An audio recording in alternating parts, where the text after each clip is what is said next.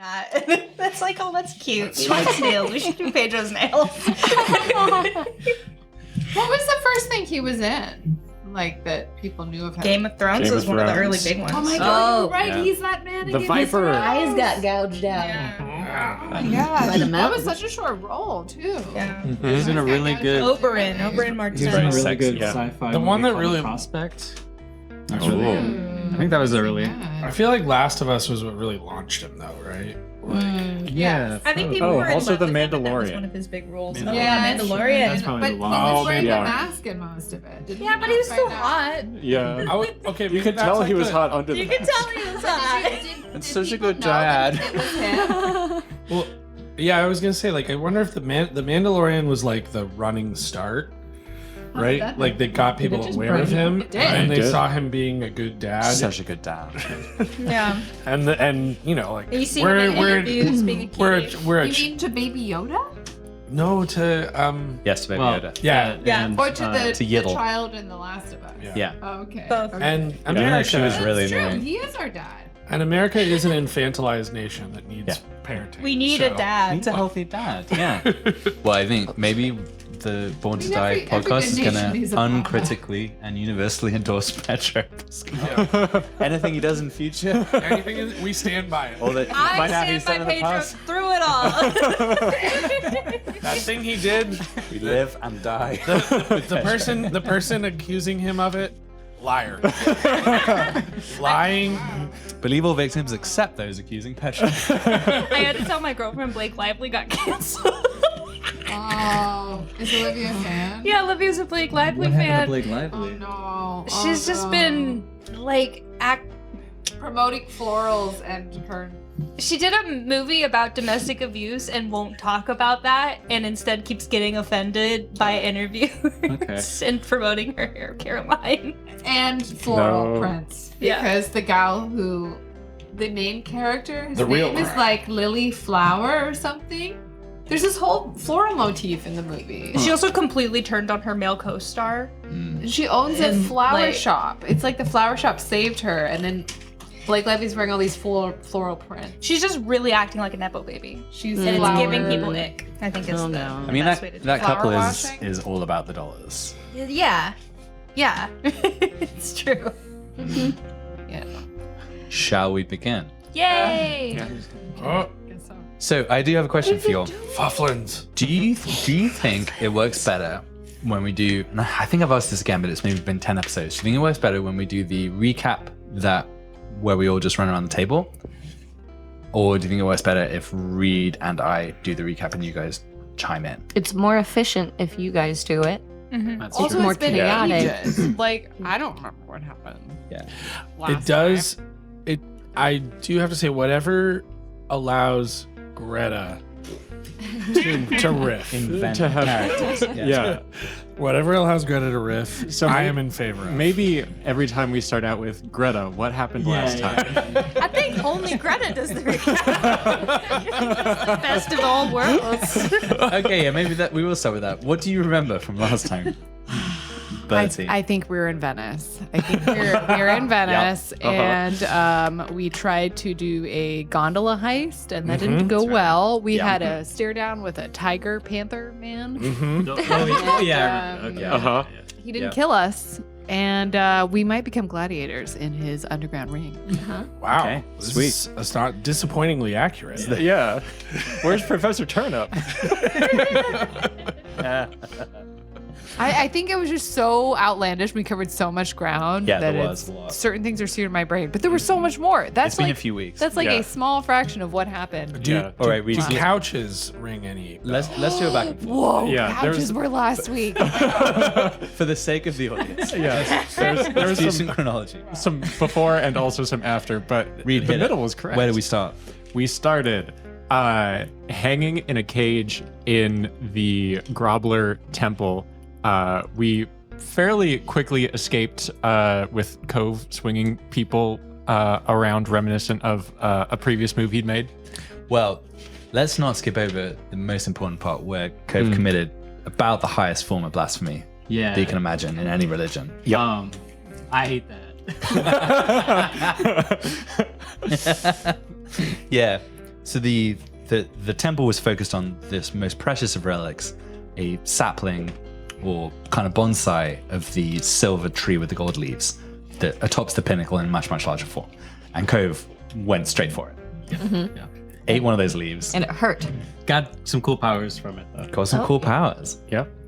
But also some internal bleeding. Yes. But then you got out. You blew up a brick wall and tumbled into the basement of Rumble Tumble Tugboat's Emporium of Feller Memorabilia, Biscotti.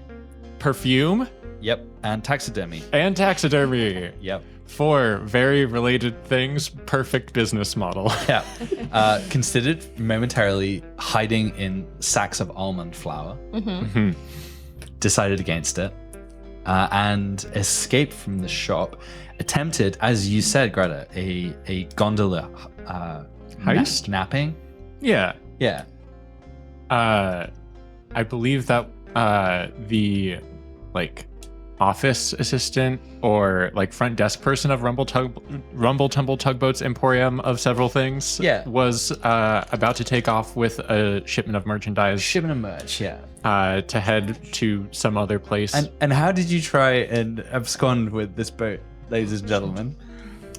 We did a weekend at Bernie's style bit involving the unconscious body of Finn, who was trying to. We tried to use.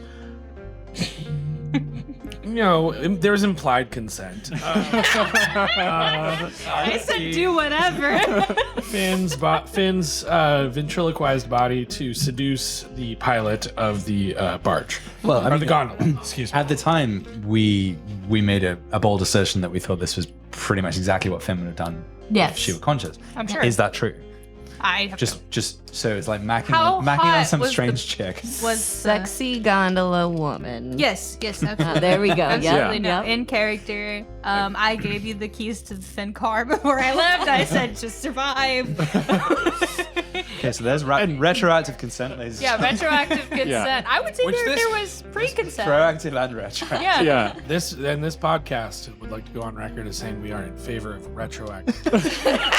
All forms, proactive, retroactive, all the active. We love consent whenever it happens. Pedro did nothing wrong. And it was going so well, surprisingly. Like, it was very successful. This shop assistant was quite won over by Finn, puppeted by who's puppeting Finn? Starless. That would be Starless. Starless.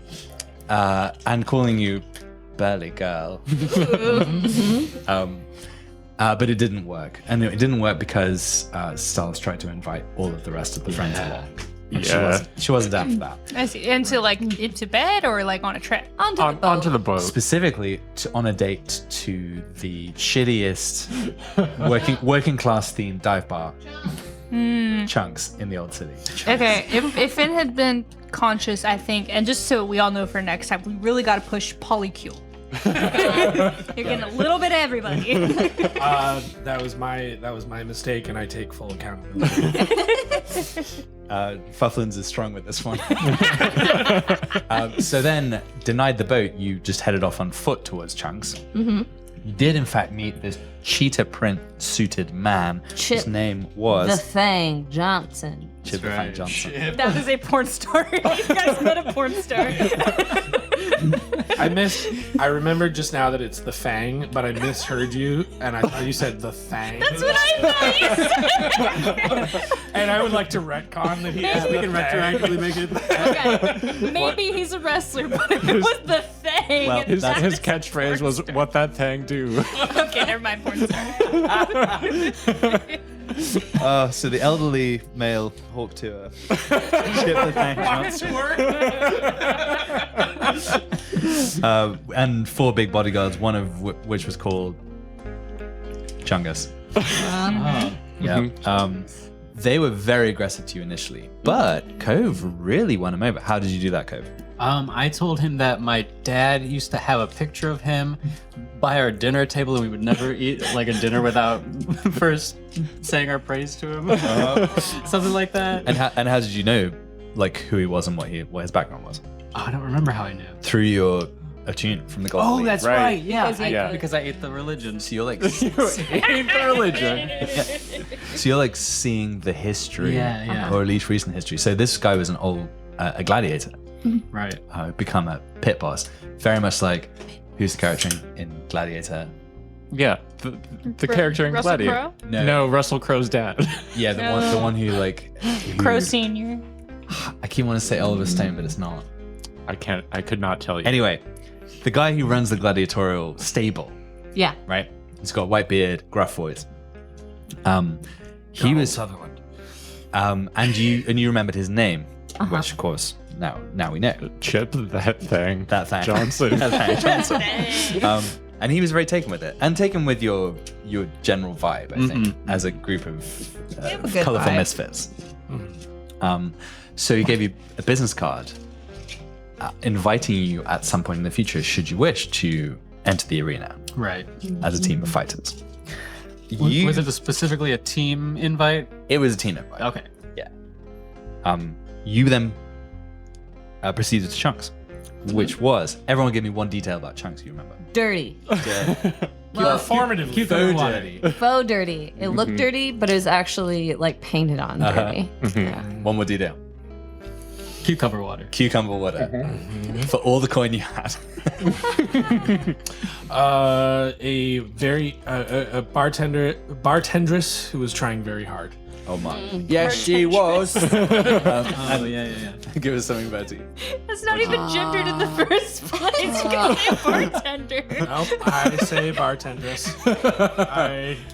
I stand for traditional values, Tendress was the night. which includes gendered occupations. Bring back gendered occupation. Just a good old woman job. Men are stealing our women's jobs. His mother was a doctress. My mother didn't study 10 years to become a doctress just so you would call her a man. Okay, Betty, before this runs away with us, bring us back to reality. Tell us more about Chunks. Betty remembers very, very plush, if slightly grimy booth. Corner booth we set ourselves up with. Also an IV bag. Right. So you Like went doctor? backstage to dress up, as is Bertie's wont, in a nurse's hat. Nurseresses. But you also visited a Toto toilet back then. It was very, very, very smart. Yes, yeah. No expense spared for the stuff in this establishment. And you came back, and why were you dressed up like this? Because you needed to extract blood from one of the patrons to stop Starless from dying. Because we recognized that, well, I think Cove saw recognized. that there was like a nice glow. Yeah. Yeah. And They had similar colored auras. Yeah. right, so we knew that we needed to suck some of that glow out of that blood, put it into Cove. Right. Yeah, I think the general sense was basically everyone in the old city, the military, is just kind of physically better than you guys. They're a bit stronger, a bit faster, not cooler, but everything else. Yeah. Because we were well pretty fed. cool there. Oh my god, they loved you. Yeah. Yeah. Did that person die? No. Okay. So it was a critical success to exsanguinate this person in order to cure you. So that meant that Bertie got all the blood, but didn't kill Charlie XCX. Right. Thank God. That wouldn't be very bright girl summer. No. No. No. But getting 99% exsanguinated is very bad. 360 IV girl, staying alive, 24/7. Yeah, she was bumping it. She problem. retoxed and detoxed. Yeah, Same the time. problem now is that she's addicted to that experience. It's very Yeah. dangerous. Yeah. And she wanted to have her blood drawn because you were supplying her with sparks so that it would hit harder because she That's would Black have Girl less Summer right blood in there. her body. Yeah. Well, what was it That's very demure. that you had in Chunks that was better than any drug or Bubba alcohol bath. you'd ever had? Oh gosh. An absolutely transformative, sensational experience. The blood. No. Oh, wait, no. You just ate that for fun. Didn't I just give him a bunch of spark? You just had real chicken for the first time. Oh, Yeah. right. Yeah, not flesh-based nuggets. Okay. Yeah, real God. meat. Real chicken wings. Mhm. And oh my god, so Yeah. good. You then met another friend. In fact, Star's made another friend. It's kind of Starless fangirl, right? Yeah. Alex. Yeah. Alex. I think Alex has 3 X's at the end of her name. Uh-huh. Yeah. Well, Alex is it them? Also a porn And star. Alex is them. They- Yeah. Yeah. Sorry. They- And a Y. Yeah. Instead of me. Right. Okay. So tell us about Alex Starless. It's a little hazy, but Alex definitely took an in character. Alex is really nice and very interested in everything I had to say about oh my gosh, my favorite songbirds. Iron Slonky. Yeah, thank you. Let me try that again. Okay, one more time. Alex is very nice and very interested in everything I had to say about Iron Slonky. In fact, Alex nodded and agreed to about 2 hours worth of conversation about Iron Slonky and barely interrupted me at all. And was really excited to host us at their couch lounge. Yes. So you guys went back with Alex to the loft. Oh yeah, I did. And what was the notable feature of the loft? All couches. Everything is a couch. Everything's couch. couch. It was one piece of art on the wall. Do you remember what it It was was? a triptych of a couch. I'm a sectional. Yeah. Yeah. Yeah. So there was a bathroom couch, Shower Yep. couch. shower couch. Was it just toilet couch or was it bathroom couch? I think it was full. Oh, was it? I think Birdie had like a full bath and shower in the couch. There was a shower couch, but I think there was also a toilet couch. there was. Yeah. That's Okay. just out in the open. Yeah. Okay. Okay. I know walls in this. But No. where was Starless and Alex during this period? They were in the In only a closed separate off room area. without any couches. A sauna inside a refrigerator. it's getting hot in here. Which is ironic because you're in a refrigerator. Yeah. Well, that's the art of it, as Alex explained. Uh-huh. And It shouldn't be hot in It's here. playing with expectations. and so I think the finalist of the night was Alex's mum came around, had so many deviled eggs. Marjorie. You all had some deviled eggs before bed, and fell asleep. You and Alex were in the sauna at the time, Right. No Right. deviled eggs. No for you. deviled eggs. No. We will know though that you had deviled eggs. And we faded to black with the image of the spotlights of the arena in the distance. Yeah. And I think we come back right on that same image, looking out the giant bay window over the old city. And sorry, Tom. I think No. we should probably go into the intro though, and then we can come back to that. Okay. All right. Yeah. So We merry band of thieves and ever vigilant vigilantes sequestered underneath the bourgeoisie. In the shadow of the wall where they still tell tales of a gilded age before the world was blighted by the fading and the forest pushed us all inside. We welcome you to Born to Die. hello and welcome to Born to Die. I'm your host Thomas, and I'm joined by my co-host Reed. Hello, I'm Reed, and I am your also GM. And I once again forgot to roll for fun facts, so you guys do it first, and I'll figure it out. Okay, so let's meet our wonderful characters, and we can start to my right. Hi, I'm Ryan, and I play Starless Thrain, who has it now believes that most diseases can be cured by drinking cucumber water through the nose. Hi, I'm Natane, and I play Finraya at Slee. I'm glad you started with a weird belief as your fun fact, because that was going to be mine. Finn doesn't think gnomes are real. Finn thinks gnomes are made up. That makes sense. Yep. I'm Carissa, and I play Ilara Phelan.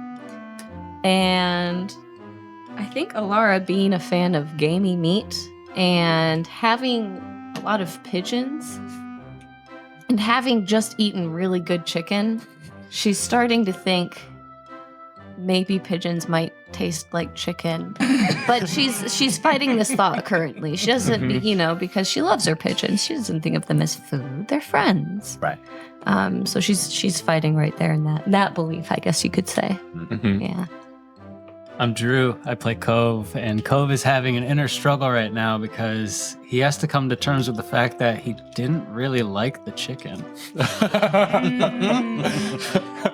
I really thought he was gonna. Why is everyone talking about this chicken? Everyone's talking about the chicken. This is a hand gravy kind of guy. And so we come to Bertie. Hi, I'm Greta. I play Birdie. Esquire Thumblesticks. Oh yeah, Esquire Thumbersticks. AKA Walrus. The Walrus, also known as Porco Rosso. Roberto. Porco Rosso. That's right, Roberto. Yep, it's been a while. I think there's another one floating around somewhere. Disciple in of there. Professor Turnip. Child Detective. Oh, Right. that's the one. Detective. Fire Yeah, And then your Birdie slam was- poet named Soliloquy. Fun Rust fact Wall. about Birdie, he's never had a devil egg before. Oh, and how did Bertie like the deviled eggs? He really liked it. In fact, after you guys went to sleep, he snuck off and stayed up all night chatting to Marjorie. Oh, Marjorie's Alex's mum? Yeah. Yeah. Nice. And she proceeded to make Birdie an entire plate of deviled eggs. Uh-huh. And he learned her entire life story, and now they're best friends. He's not sure he'll ever leave this house. Birdie is going to be a smelly child detective. Your fun fact this week is about Valmer Cumberbatch, CEO of Trellis and one of the Lord Seven. In addition to being CEO, Valmer Cumberbatch is also the head winemaker at Trellis. Very involved in all aspects of the winemaking process there. Mm-hmm. In the marketing materials, what kind of aesthetic do you think? I mean, A, is Valmer Cumberbatch in the marketing materials at all, and B, if so, what's the aesthetic? I don't think Valmer Cumberbatch himself is in the marketing materials, but the vibe that the marketing materials attempt to give off is the feeling of like a lush purple velvet. That's what it wants you to think of when you think of Trellis wine is lush purple, just like super soft Royal velvet. Love Yep. it. And it's ineffective marketing because, of course, it's mostly yellow. A lot of white wine coming out of Trellis. And so, how do we open? What's the image we open on for this episode? Yeah, we opened right where we left off last time, looking out the giant bay window of this couch loft. The like pale, icy blue-gray eye in the sky, with that is giving off a really soft white light here in the nighttime in Glimmer Falls. We actually leave this point of view here for a moment and pan out into the city streets where we see off in an alleyway between a couple of the buildings here in the old city, a group of 5 cloaked, hooded figures talking in hushed tones as one of them looks at a timepiece, gives a nod to everybody, and they skulk off through the night, weaving between shadows, and they make their way to this, the ground entrance of the couch loft of Alex's family home. Something is handed to the doorman at the front, and after a quick nod, the door is opened and they're ushered inside. They make their way up the stairs, and we can see a slight smirk on one of their faces as they survey the room with the Tangle Teasers sleeping in various sprawled positions, lightly snoring. Probably some chatter from Birdie and Marjorie coming from upstairs. And they seem to be here looking for something briefly, and not finding it, make their way to the refrigerator door. They open it, and I think, Starless, you stir a little bit, and in your groggy state, you see one of them taking a small triangular blunt-looking blade from their cloak as they all take the hoods of their cloak down and start singing, happy birthday, happy day, happy birthday, happy day. Happy birthday, we're in Glimmer Falls. And they open up a cake box. Candles and sparklers go off as Alex and Starless wake up in this room. And Alex, you see your 5 best friends in the whole world looking in on this sauna with you and I think naked Starless. Oh, yeah. I definitely found whatever oil was in the fridge. Some couch oil. Couch butter is actually. Yeah. How do you react in this moment, Alex? Who are these people? This is a lot for me to take on. This is all very new. Okay. Yeah. What does Alex do as they wake up in this place with a very confused Starless next to them? So Alex knows Starless is Starfall right now, yes? Right. Mm-hmm. Yes. Starfall, dear. We seem to be caught in flagrante. Cover me with your beautiful body. Yes, my queen. That's what you wanted, right? What are your pervy friends doing? These are, I don't know. Oh, the ones, they're asleep. I don't know. No, they're all looking in. No, the 5 people looking in are Alex's 5 best friends in the whole Alex's world. 5 best friends in the whole world. And who does Alex see? So I think one of the first friends to throw off is like a 5'4", very small elf. Throws off the hood, and Alex sees their friend Wolfgang Asmodeus. Nepo baby extraordinaire and painter. Alex, who's the chunk of meat? Oh, Wolfie, good to see you. I got a little bit dirty last night. This bit of rough is Starfall. Say hello, darling. Hi, Wolfgang? Wolfgang is my name. I lift your chin up with like a painter's brush, like the tip of it, which is interesting because I'm so much shorter than you. Never seen this one before. But we're lying on the ground and we are greased up. Okay, then I'm like looking down, like just evaluating. Are you finding what you're looking for? Starfall, why are we so greasy? It's... You talked to me last night about how we don't want to yuck each other's yums.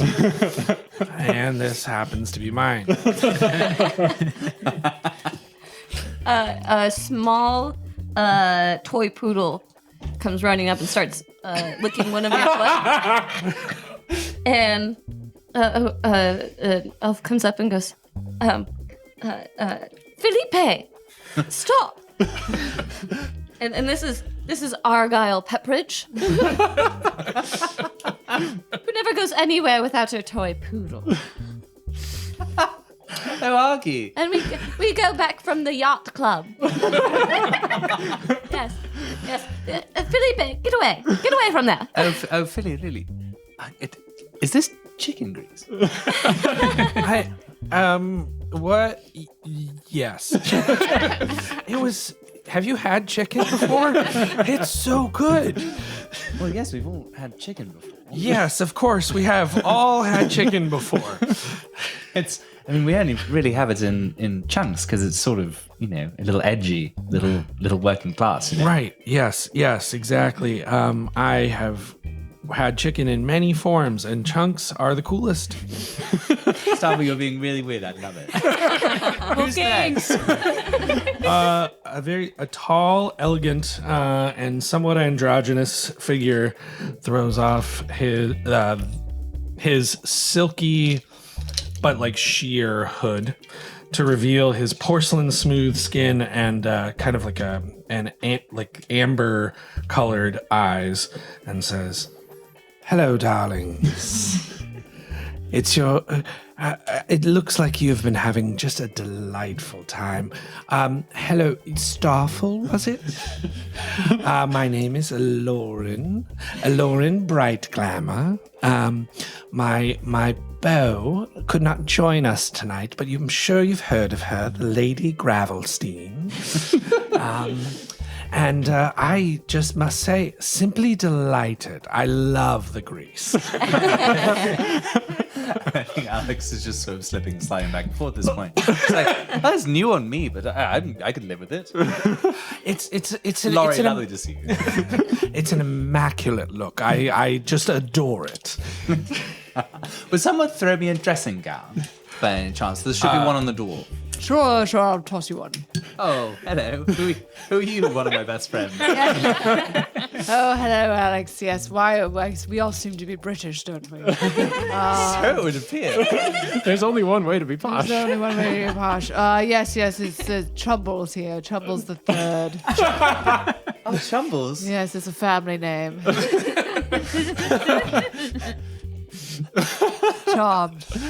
Well, I mean, yes, we're best friends. So it's lovely to see you, chum. Good name day to you. Thoroughly appreciate this. What a valedictory this is. Was there a particular... Are we doing something? Or did you just come to stare at me and my chickeny lover? Well, we're here for birthday giggles and laughs, of course. You silly person. I think as you say that, walking up from behind this group is your father. And he says, "Of course, my boy. We absolutely have the best day planned for you. Beginning with brunch at the opera." I'd never say no to a brunch, Daddy. Don't I know it? Oh, brunch. With all the gang. How? Of course, all the gang is invited. The reservation was for 8, but it seems you've picked up some more strays. Yes, can I bring my greasy lover? I think we can squeeze him in. Easy enough. Pleasure to meet you, Mr. Alex. Seems like Alex already did that. You're so naughty, Wolfgang. So are you, Tim Curry. Just gives you a playful smack on the ass. I love your dad. Mean next. I had dibs. Well, I've had dibs. You already had it, darling. You're not wrong. And the fifth friend who's been a little quiet, observing off in the corner.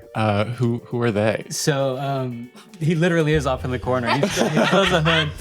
You see his hair kind of coming up. It's so long that he uses it as a belt.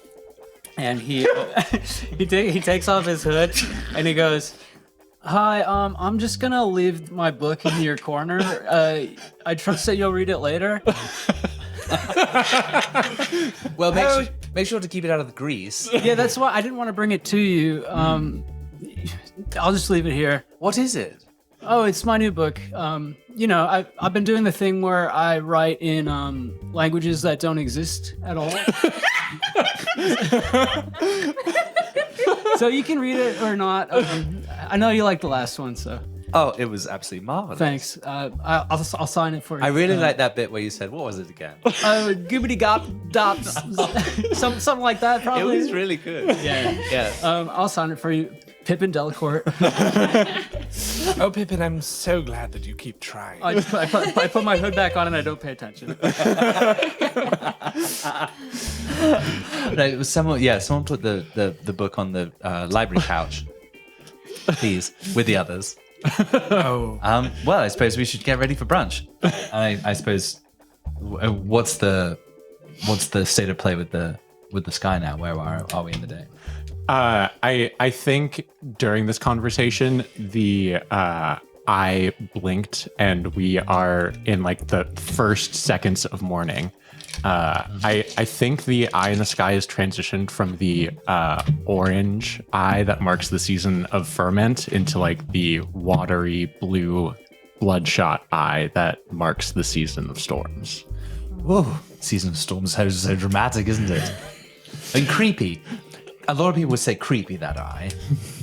But hey, that's season of storms. We're all used to it, living in this world. Well, should we get started getting ready for brunch? It'll probably take me 4 to 5 hours. Get this grease off me. I need to give Felipe his breakfast, anyways. The chicken nuggets. So, Starford, do you want to just hang with your friends for a while? We'll be back. We've got to go and do, people stuff. Oh, yeah. I normally don't eat brunch anyway, so. No. We'll be back to take you to brunch. Oh. No, we have to get ready. God. Okay, yeah. And I have to also get ready. Like, I have to bathe. Oh, what a shame. Yeah. Wolfie, hands off. Such a rape. Yeah, and so I think they troop off Yeah, towards an entirely different section of the house. yeah. The brunch readying. The brunch readying wing, as every manse has. Yes. Where I think Lauren- all of the food from the previous night is squeezed out of them. It's like a vomitorium. They can brunch to the house. I need to purge. Exactly. You're gonna be flogged with birch twigs by like chunky Scandinavian women. It's the horror of the middle tiers. They get the good food, but they vomit it back up. Yeah, Absolutely. yeah. And I think we cut upstairs to Marjorie and Bertie because Marjorie also knows that she has to get ready momentarily. Where's And that's how we make deviled eggs, my dear. Took you all night to explain it. They're very good. Well, I think here's what happened. It was trying to be like showing Birdie by doing. Yeah. And each time, like halfway, 3/4 of the way through the process, Birdie would simply eat the egg. They eat the egg. I mean, we just go on a tangent about something about her life story. Mm-hmm. Just a fascinating woman, and that's how much. Yes. And that's how I won the fencing crowd at the circus games, my dear. Gosh, there's been so many British accents I need to find. Lauren was supposed to be Portuguese. When I get back, I'll tell you what that sounds like. To be perfectly honest, Alex's father was not my first choice. But we do what we must. Yes, we do. Oh God, fuck, I've lost it. I need to find Bertie. Child detective. Child detective. No, that's not it either. Oh, Stop confusing her, everyone. Wait, what was your word? My name's Bertie. No. No. Barbara. Yeah. Barbara. Yeah. Well, Marjorie, you're just a fascinating woman. Oh gosh, I've regressed a little bit. I feel like Many have said so. so. You They're must just have, trying to get in my pants. you must have had the pick of the town. Oh, I have. I didn't pick when I was younger either. Why buy the cow? Marjorie's also made Bertie a few martinis. Oh, I that's think we've had a few. with a deviled egg floating in each one. Oh, they're dirty. Is this the first time Bertie's ever had alcohol? Might be. Oh no! I like the idea that Bertie doesn't even know that he's had alcohol No. for the first time. No. This is And real she- alcohol. Like, gosh, Marjorie, these deviled eggs are really good. Really good. Made me feel a bit woozy. They've got the right kick to them. What time is it? We've been here for quite a few hours. Oh my gosh! And she checks just the largest wristwatch imaginable. It's like a Baroque cathedral on her wrist. She's like, "Oh, it's getting ready for brunch time." Ooh, I've what got- happens at brunch? Well, it's young Alex's birthday. Oh. So we have to go to what's the fanciest brunch place in the old city? What's the opera? It's brunch at the opera. Oh, okay. Oh, they're brunching at the opera. At the opera. So it's Okay. So what's the opera? We haven't talked about the opera. No, we have not at all. Okay. Because I made it up the second I said brunch at the opera. We haven't talked about the opera house that we have carefully designed as part of this fully fleshed out world. What if the opera is just the name of the brunch spot and there is no opera involved? Yes, yeah. It's just a restaurant called the Opera. And it's not brunch, it's like full entrees of dinner. Yes. Yeah. Beautiful. We solved it. Yeah, so I really do need to go and get ready. It's been such a lovely evening getting to know you, child. Oh, lovely to speak with you, Marjorie. You're just a remarkable woman. Oh, you do flatter. Here, have another martini for the road. Oh, yes, I'll just put it in my Nalgene. With the eggs. Plop a couple of eggs in there too. You have to cut them in half and squish them. Remember to purge before brunch. Yes, whatever that is. And she swoops off, swoops and swafts into her dressing chambers. And you are left alone in the expansive kitchen.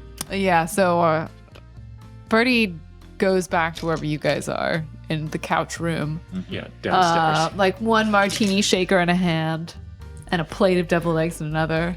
And how does Birdie find the rest of you guys now that you're inhabiting your real characters? Morning, gang. Alara, well, now that everyone else is gone, Alara was pretending to sleep while all the people were around because she was too nervous to say anything and she was afraid of the dog. That's too real. This is too close to not role playing anymore. Hiding from guests in a house you don't live in. Oh, thank goodness it's just you, Birdie. Oh, more deviled eggs? And Yeah, gang, I've had a bunch of these. Birdie, are you drunk? I don't know what that means. It's like 6 a.m. or something. You're friends with stars and you don't know what that means? What is time? Just been in a kitchen with a very glamorous middle-aged woman.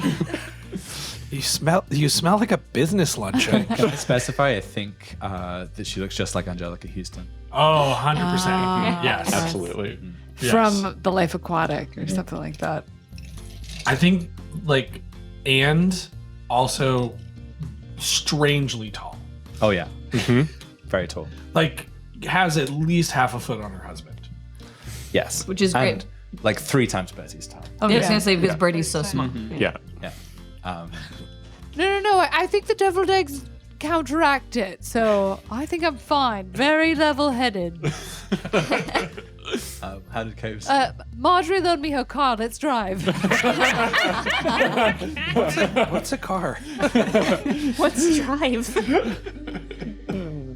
Cove slept well. He was in the couch hammock, so it's just a couch kind of swinging on chains. Nice. Couch swing. And how's Finn? Yeah, you've been asleep for like 18, 24 hours at this point. And are waking to a couch loft. Yeah. Yeah, I think waking up somewhere unfamiliar isn't super weird to Finn. But I think she wakes up and she's kind of doing that big stretch, rolling her shoulders, flexing the black hand, which looks a lot better, but still rather black. And is just like, what have we been getting up to? I feel like I don't remember anything. Did I take more of Starless's weird pills? You were taking my pills? They were pills, right? They're not for elfin consumption. I thought they were like Tylenol. No, Those are tranquilizers. Why do you have tranquilizers? you never know. Me. That explains why I've been sleeping so much. So, was Finn in a papoose? Yeah. Yeah. Okay. You are pretty uncomfortable in there. There's a bunch of like objects jabbing into you. What is a papoose? Oh, It's what babies are The in little, when like- they're front.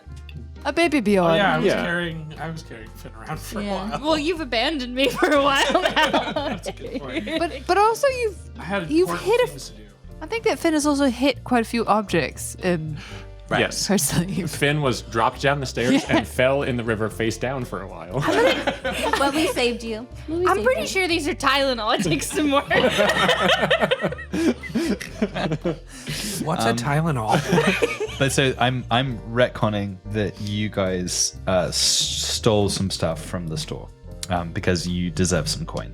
You haven't had coin for a long while, so you're gonna get 4 coin. So I know that was perfume stolen from Rumble Tumble Tugboat's Emporium. That was specified last time. Bertie was wearing the perfume. Just a few spritzes. But I think you probably also get some biscotti and some fellow memorabilia and an item of taxidermy that, It's a squirrel. of course, a tactical squirrel. Yeah. Yeah. So 4 coin worth of assorted Emporium goods. Very nice. I'm gonna make that little squirrel a Kevlar vest. Yes. And as you rise, you see. So when you went to bed, there was all the lights kind of shining onto the arena in the old city, and it was doing this sort of like laser lighting into the sky. It was all very exciting looking. There is smoke rising, but from a different direction. As you kind of pass your eyes across the bay window.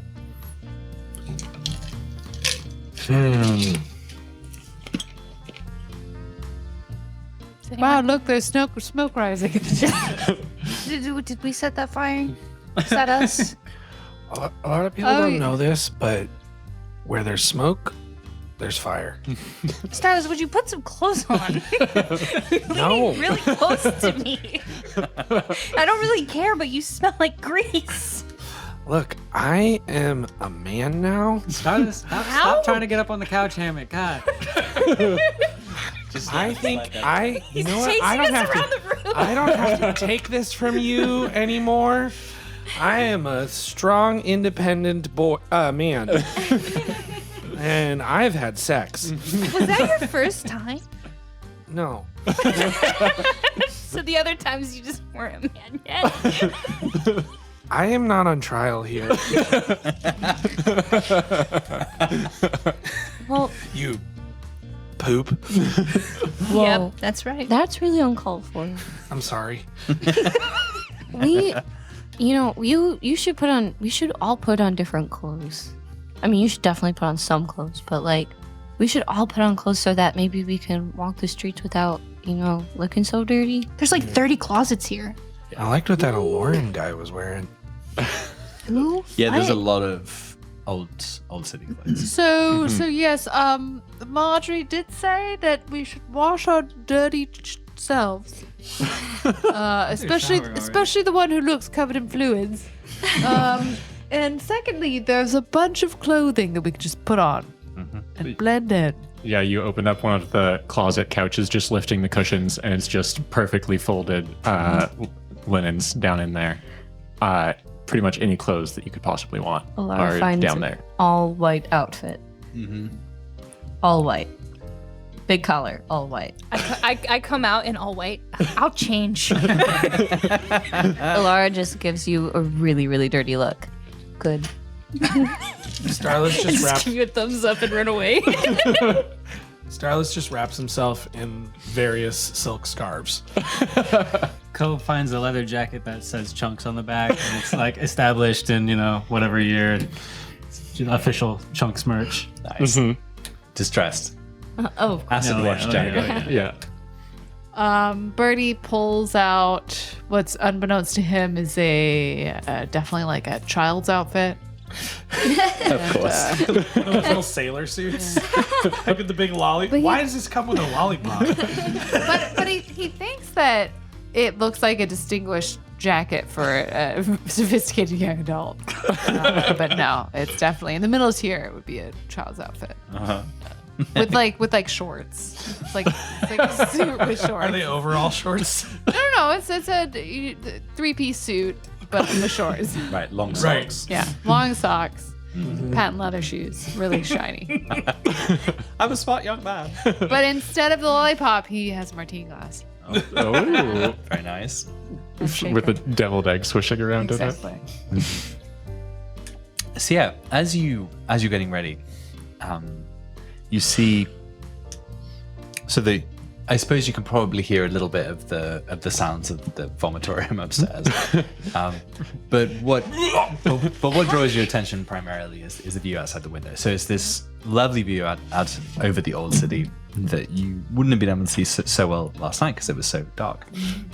But we described it last time. It's this like the Venetian casino was the description. So sort of slightly plasticized or cleaner version, but a beautiful canaled district of gorgeous houses, and there are several large buildings, one of which is the grand theatre of the Church of the Gossamer Vale. Another is the tall tower of Tower Enterprises, and then off to your right, probably from this vantage point, up the top of the waterfall at the pinnacle is the silver tree with the golden leaves and all the palaces gathered around it.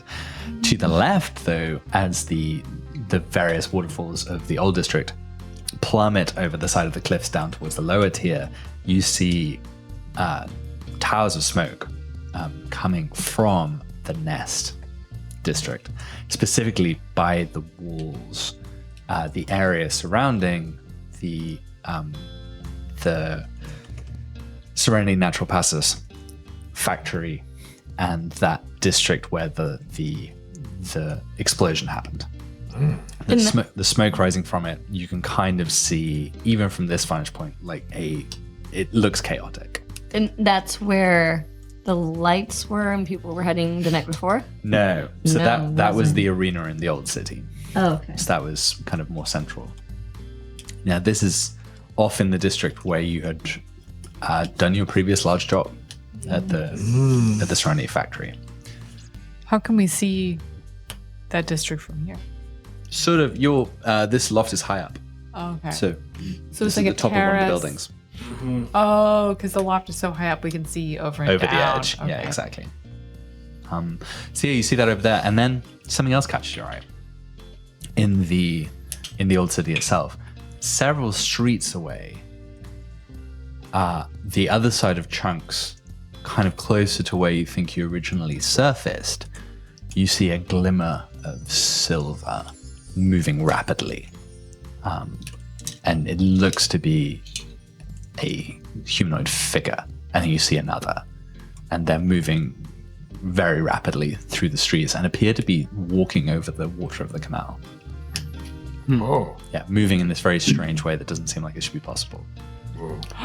Can we, let's go to the window and use Alex's fancy Couch telescope. couch. How did you figure out that was a telescope? All right, give me a luck roll. But she's just been sniffing all the couches. Yeah, give me a luck roll to see How do I do whether that? this roll? is in fact Just roll a d6. 1d6. Oh, please. High a good. fortune roll. 2. Yeah, you thought it was a telescope, but it in fact was It's just a couch. the only couch that's only a couch. It's a love seat. It's a bong. I was gonna say, yeah, bong. Yeah. Staring through the bong. You can still do a survey roll, Sure. but you will not have any advantage because you're just looking through. it. Fishy. Oh. That's got to be it. That would not want to ruffle through some papers. Yes. What if I don't survey? Maybe someone else has surveyed. Birdie's not very good at I could try to surveying. survey. Yes. Yeah, Laura will attempt a survey roll. What are you serving? What are you interested in? How, because you said they're moving see them moving over the water. Like, what is their stride like? Are they like machines? Do they look like people? All right, the figures you're interested in. Yeah. Yes. And I rolled a 5. With a 5, makes success. Better than my roll. Maybe do you send the pigeons up? That'd be Yeah, that would be way. helpful, especially from so high up. Right. Yeah, so you get a bit of a better look. What do you think the mixed success is here? So the information that you get, and really think of what the downside is to this, is, okay, with the pigeons closer up, you see these are elvish figures. They seem to be pretty tall, very lithe and athletic. They're wearing silver armor that's like closely attached to their bodies, glimmering and glistening, absolutely beautiful. They move with this unearthly grace, and on their feet and lower legs, they have some kind of contraption, these like stilt shoes that are extending and contracting, that they can, part of the time when they're moving across flat ground, they're completely contracted, so they're just running and moving at this smooth pace. As they move across the canal, they're using these kind of extending stilts to be able to move through the water as easily as they move across land. And then they are even able, with these same things, to like spring and up onto the rooftops. So they seem to be extremely mobile, very strong and fast. Are they moving away from the smoke, or They're disconnected. So the Yeah. smoke's all down in the lower tier. These folks appear to be kind of searching for something. okay? They are also surveying the area. What's the downside to this? Your cloud of pigeons are all moving in like a concerted like flying formation. Yeah. And they all come to roost on the gutter of one of these buildings nearby, and they're all like conspicuously staring at these figures so that you can glean all this information. And one of them stops and looks and is like, "Do those pigeons look odd to you? They're awfully queer, actually. Did they come? I believe they came from that direction." Well, we are looking for something odd and a little bit lower tier. Perhaps what we seek is over there. Laura, can she hear through her pigeons or just see through her pigeons? I don't know if we've ever determined. Maybe she can lip read. I think that must be it. Yeah. Yeah. Yeah. And so you see them starting to move in the direction that the pigeons had flown from. Yeah. So I think what your pigeons hear, what you hear through your pigeons is just, hoo, hoo, hoo. Just human voices just sound like pigeons to you through your pigeons. Are there pigeons in the middle tier? Is that why they're so weird? I think maybe not. Oh, wow. Yeah. Pigeons are too dirty for them. You see Yeah. a bunch of doves, like, ew. Yeah. I think one of them whips out a hand crossbow, like unfolds from their wrist and shoots one of the pigeons. No. And they fly off into all different directions to try and escape. You just hear Laura go, shit. Yes. Lost another one. We should really get moving. I think we have to be really careful. I think those people could find us. Those elves down there, they move really quick, and they even noticed my pigeons. Yeah, so mechanically in this episode, we have 2 clocks. One of the clocks is the aim of you being in the old city, Yeah. which is trying to figure out where those cloaks came from, Mm-hmm. of the people who blew up the wall. The other clock is you being discovered by these figures. Okay. Well, I think we should just stay here. Marjorie said we could take over the chair wing. So abandoned. Look, Birdie, nobody wants to stay here longer more than I do. But I think we need to be a little more cautious than that. They just took out one of Alara's pigeons. I can only imagine what they'll do to us. Starless, don't you think that those weird stilts look like something you would make? I wouldn't make anything that cheap. Would your grandpa? Oh. He was cheap. You remember when he wouldn't even buy us sodas? And He said he was If going to he's take us being- out for sodas, and then he didn't buy them. if he's being coerced, yeah, I see where you're going. What? I'm just saying, if Starless made anything that looked like that, or, excuse me, God, lots of retakes. If Thanik made anything that looked like that, he did it on purpose. We could, if we really want to sneak out, we could take the private entrance that Marjorie has for our lovers. How did you find out so much from this woman? You really had a long conversation. I Didn't you? told you that the secret to knowledge is martinis. And old women. And I don't know whether you guys At noticed, 4 in the morning. but he's kind of doing a Marjorie voice now. Just really won me over. That's what Birdie sounds like when he's drunk. Yeah. or maybe he's just really identified wear with off. Marjorie. Bernie's wearing herd clothes. This is her old school outfit. It's just like literally the stuff she took off to get dressed for brunch. He's borrowing a tiara and it's on his head. I promise I'll put it back. I'm gonna try the gloves on though.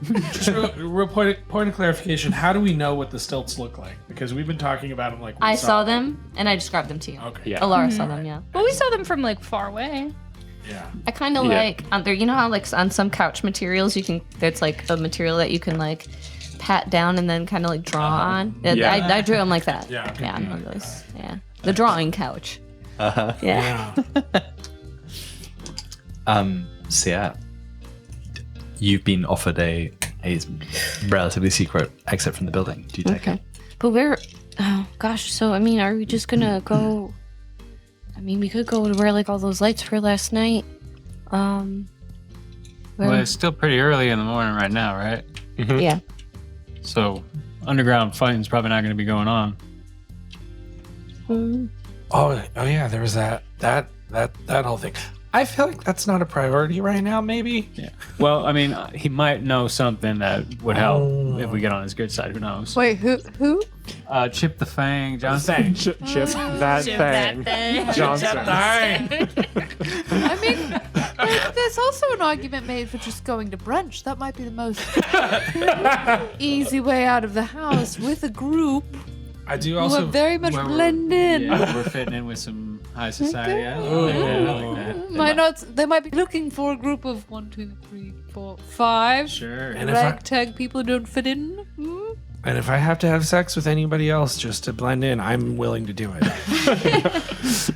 Because That's really cool. yeah. Man, that is so cool. Laura, why are you staring at me? Okay, really quick. cool. You Starless said the does it. other clock is our desire to find out. Yeah, the reason you came to the Aussie to begin with. that Yes. the Which I totally remember, but I just Right. want to check if you remember. Thank you. Appreciate that. So, Birdie's incredible survey role when observing the sabotage down by the walls was to get a really, really good look at the cloaks that were being worn by the saboteurs. Right. And so much so, I think it was maybe even a critical success. It was. Yeah. It was like a double critical success. A double critical success. There might have been a third dice that was also 6. That Birdie was able to, by hearsay, identify the tailor or the cloakier in the old city that made these. And so that's what you're trying to go figure So out. we is need trying to to go. figure out who's bought that kind of cloak recently. And of course, I remember what the clothier was called, but do you recall that? I don't think we've said it No, ever, said it. so Okay. nobody knows. So we could do that now. Okay. What's the premier cloak manufacturer in the old city? I think it's a little old lady. Mumble, tumble, steamboat. I think it's like one little old lady from like East Haven. Oh. It could be called that. Lavinia. Grandma. Like Grandma East Haven. I mean, what if she's a goblin? Yeah, she might be a goblin, like a blind little I thought goblin. goblins don't exist. No, Gnomes don't gnomes. exist. No. Gnomes don't Yeah. exist. This is what Finn believes. Yeah. Not necessarily true. What if she's a gnome and Finn insists that she's a goblin? Why aren't you green? Okay, so let's leave it up in the air whether this person's name or goblin. What's the name of the shop? Nona's knitting. Nono's knitting. No. That's really nice. It's a real Nona made of spider silk. And I think it was identifiable by this, like, a patch. Uh-huh. It was her, like, embroidery patch with her monogram on everything that she makes. What does the patch look like? It's just a N and a K in a flower. Oh. Yeah. A calla lily.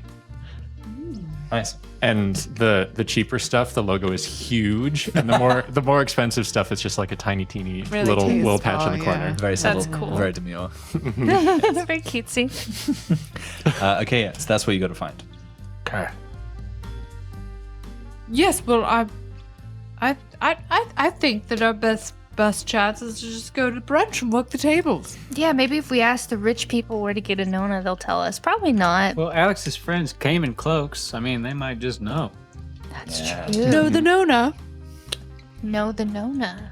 Anybody get a good look at those cloaks? And, Can you we know, then see? we I can think just you save got the best look at the, those cloaks, That's a good Silas. point. So did I see, is this something I have to roll for, or can I just declare that I saw I think you got to roll for it. Okay. Yeah, because Alright. you were pretty you were naked and greased And a little out. off guard. Yeah. Yeah, either horny, embarrassed, greasy. Yeah. either survey or fortune makes sense to me. Oh, Don't matter. That is a 1. That's a 1. It's like Yeah, you had grease in your eyes. yeah, I saw the wrong. I saw. Yeah, sorry. it's hard to tell what's on fabric. Like, I can't tell what's on your T-shirt. Yeah. Like, it's a- it's Snoopy. What's next to Snoopy? Woodstock? And a cactus, and then it says Cormac McCarthy's Blood Meridian. Of course. Yeah. Yeah. So I think my response is, I'm pretty sure they were wearing cloaks. Well, I all right. think. What is a cloaks are the ones that the hangy on the backy thing, right? That's a backpack. Weird. You know, I gotta confess is something. still Up naked until right now, today, right? I thought they were called backpacks. How And the telephone begins to ring. Oh, there's a couch phone. There's Finn. It's not in your room. It's in the corridor beyond. Oh, let's go get it. Oh. I don't speak on what it. Wait, actually, would we know what a phone is? Seen him in the I don't toys. I don't think you so. You didn't have phones. So- loads. Oh my You- god, you- there's an alarm going off. We Yeah, gotta go. you hear a ringing in Is the that a corridor. bomb? This place is probably on fire too. And does anyone like go to check it out, or do you just like freeze in place waiting for the explosion? I do think. Oh, sorry. Go ahead. I would suggest we panic. That's suggest. I pull up my bat and I break assume- a couch. I think Starless's natural curiosity, like his curiosity about technology, would Sure. lead him to investigate. I'll slowly come up behind him just for a little bit of backup. Yeah. So there's like a little poking and prodding. And I noticed that We're there's like sneaking up on the phone. Yeah. I do notice that there's two separate pieces, and I pick the one up.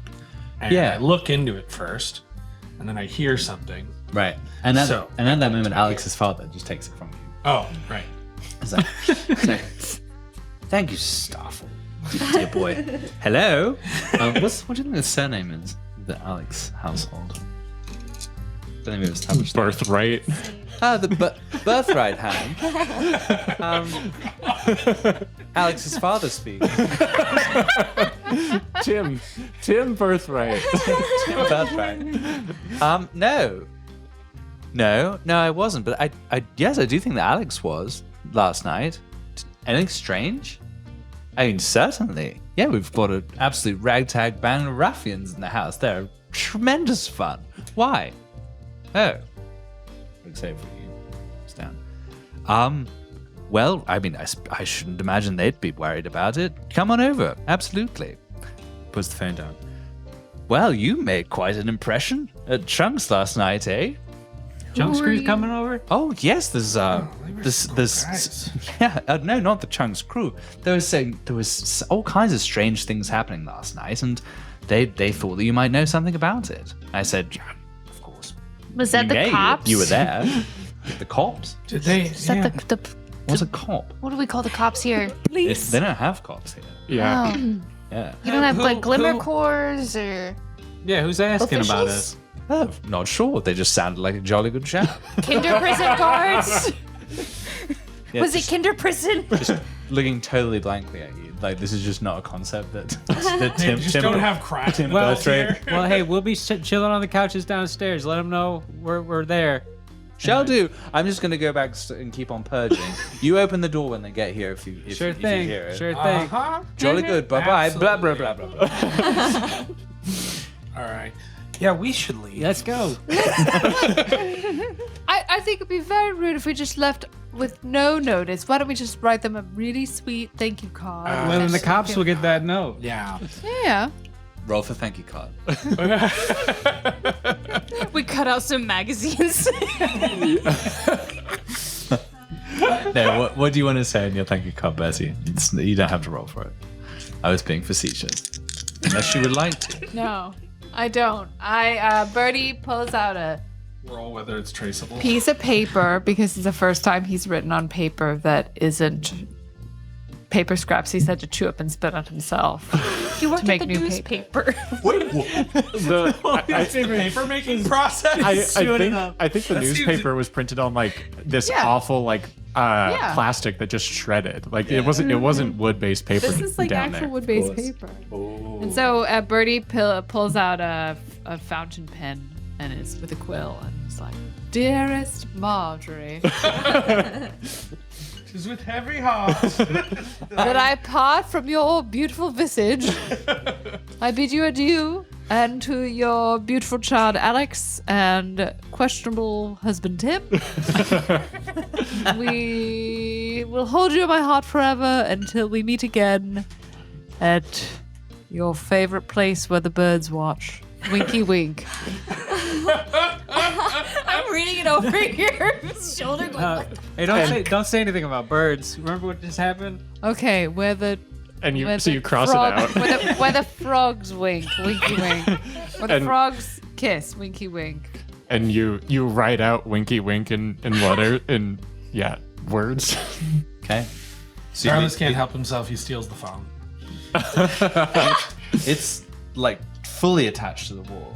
It's like an Adams family size. phone. Yeah, like a rotary phone Yeah, sort of it's deal. like huge rotary. let's It's just very break off the elaborate. handle. Okay, I just break off the handpiece. Okay. Cut the cord. This is new technology. I have to study it. I Okay, have to know what this is about. Yeah, so you just take the No. the hand. Can I just say we're being a little bit aggressive at this point, and when they come, they're gonna be told that these hooligans broke the phone Yeah. And a couch. and a couch. I have all the chicken. We need to go. We're stealing a lot. We're breaking a lot. They're gonna know it's us, and they're gonna start questioning these folks. I mean, well, Just don't break anything on the way out. make an excellent point, but I think that ship's already sailed. All right. Bertie I writes, leave a new note that says someone came in. It was a bear. yeah, They Bertie writes, took the phone and the chickens. P.S. So sorry for leaving things in the mess. We'll come back and sort it out later. XOXO. Bertie.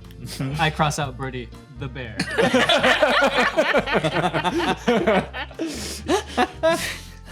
And so you exit through the lover's entrance. What do we see above the lover's entrance? Two frogs kissing. Two frogs kissing. Yeah, it's very nice. And you are, Lot of tongue. and you find yourselves on. I think actually you're not on the main street. You're on one of the alleyways between, which doesn't have any. There's no place to walk, but there is a very small boat. Oh. I'm imagining it's like that scene from the opening of the Paris Olympics. Walk us through it. Yeah. Where we're all in cloaks. Right. There's a lot of people in drag. And then there's a person in a boat Uh-huh. waiting for us. Oh yes, like in the catacombs. Like in the catacombs, exactly. Yeah, Yes. Okay, I think, maybe Marjorie's private boatman. Private boatman. And the boatman says... Hello, Gerard. Gerard.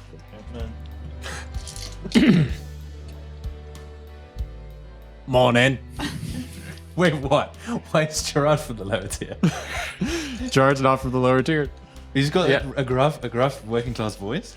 It's for show. Like the Disney people. Fashionable. Yeah, it's fashionable to have poor people in your employ. I see. Right, so poor middle class Gerard is playing. Exactly. Okay, good. So Gerard goes home and he's like, "Oh yes, this wine is fabulous," and then shows up to work. Morning. It's more of a hobby for Gerard. He doesn't actually need the employment. Yeah. No. Look at his shoes. He's wearing Jimmy Choos. Okay, there we go then. Did Lady Marjorie send ya? Well, why, of course. Yeah, she said we could find you here and that we could be on our way. No, it's a bit more than usual. We're gonna be weighed down just a little bit, but get on in, folks. And away Gerard goes. Stage left. Wait, Gerard's not getting in with us? Or No, Gerard is standing at the prow with a really long oar, really long pole. I think he's pulling across the bottom. Yes. And just starts humming to himself a little bit. Boaty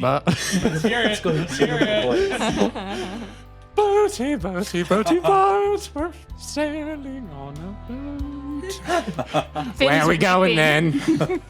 So beautiful. Yes, we'd like to. We're trying to Nona's knitting. find out Nona's knitting. Yes. Nona's knitting is a little bit difficult to get to on these canals. You got to cross over the 4 and then get on the 7 and cross a couple of bridges on foot, but I can get you pretty close. Yes. I know those places. Yes. I prefer the 4. Oh, there can be traffic on the 7. However, you're the expert, so we defer to you.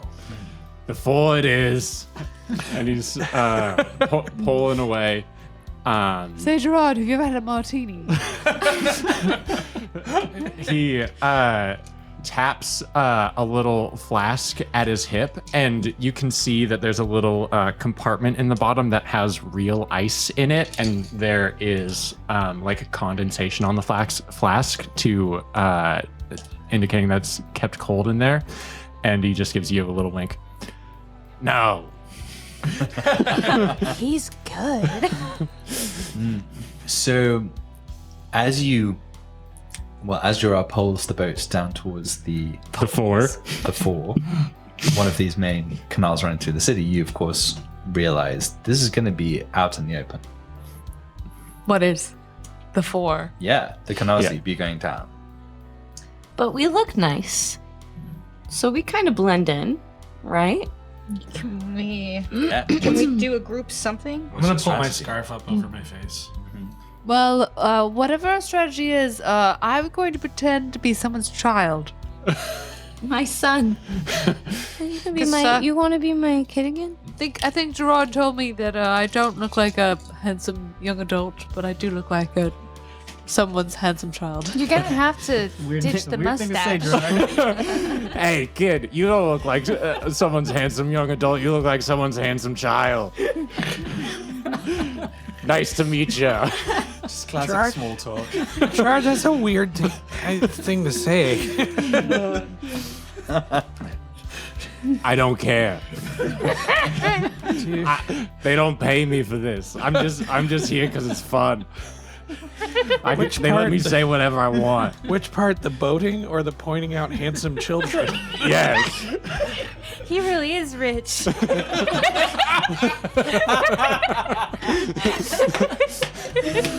He just caresses some of Birdie's beautiful blonde locks. This guy's worse than Rizbot.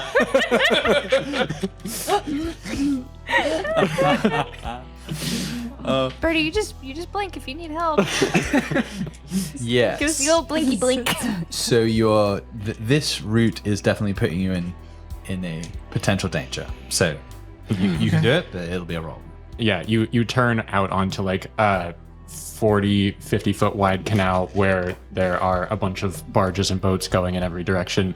And I think you see like walking along the like walkway raised up above, you do see a couple of these like steel clad figures. And you hear this like clank of metal. On the What's a cobblestones. backstory? So Gerard, and we have such a handsome child on the boat. Do you know any more discreet routes?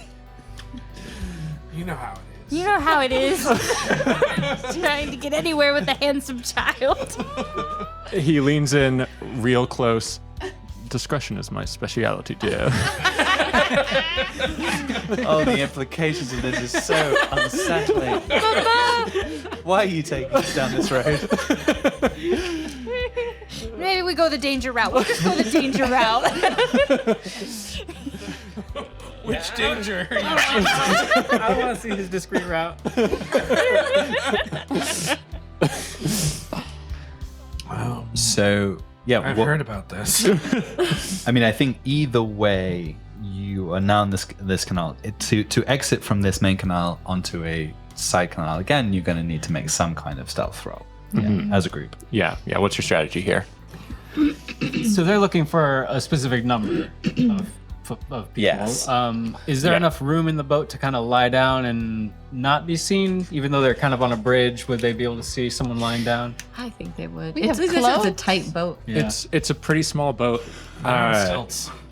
Yeah, Yeah. like raft size, like whitewater rafting raft size, but made out of wood. Very very comfortable seats, but it's a pretty tight fit for 5 people. It's just meant for Lady Marjorie and her 1 to 3 beautiful lovers. Maybe we should split up and rejoin together at Nona's. Yeah, any of split us the know? group. That's always a good idea. It's always worked out for us in the past. Like, remember that time that we were at natural pasture farm? Serenity Natural Pastures. That went Remember that great. other time that we split up and ended up in a temple and then desecrated it? That went great. Before we decide against this discreet route, which one of the Lord Seven would be the most likely to be implicated in a conspiracy theory about this discreet route? All of them.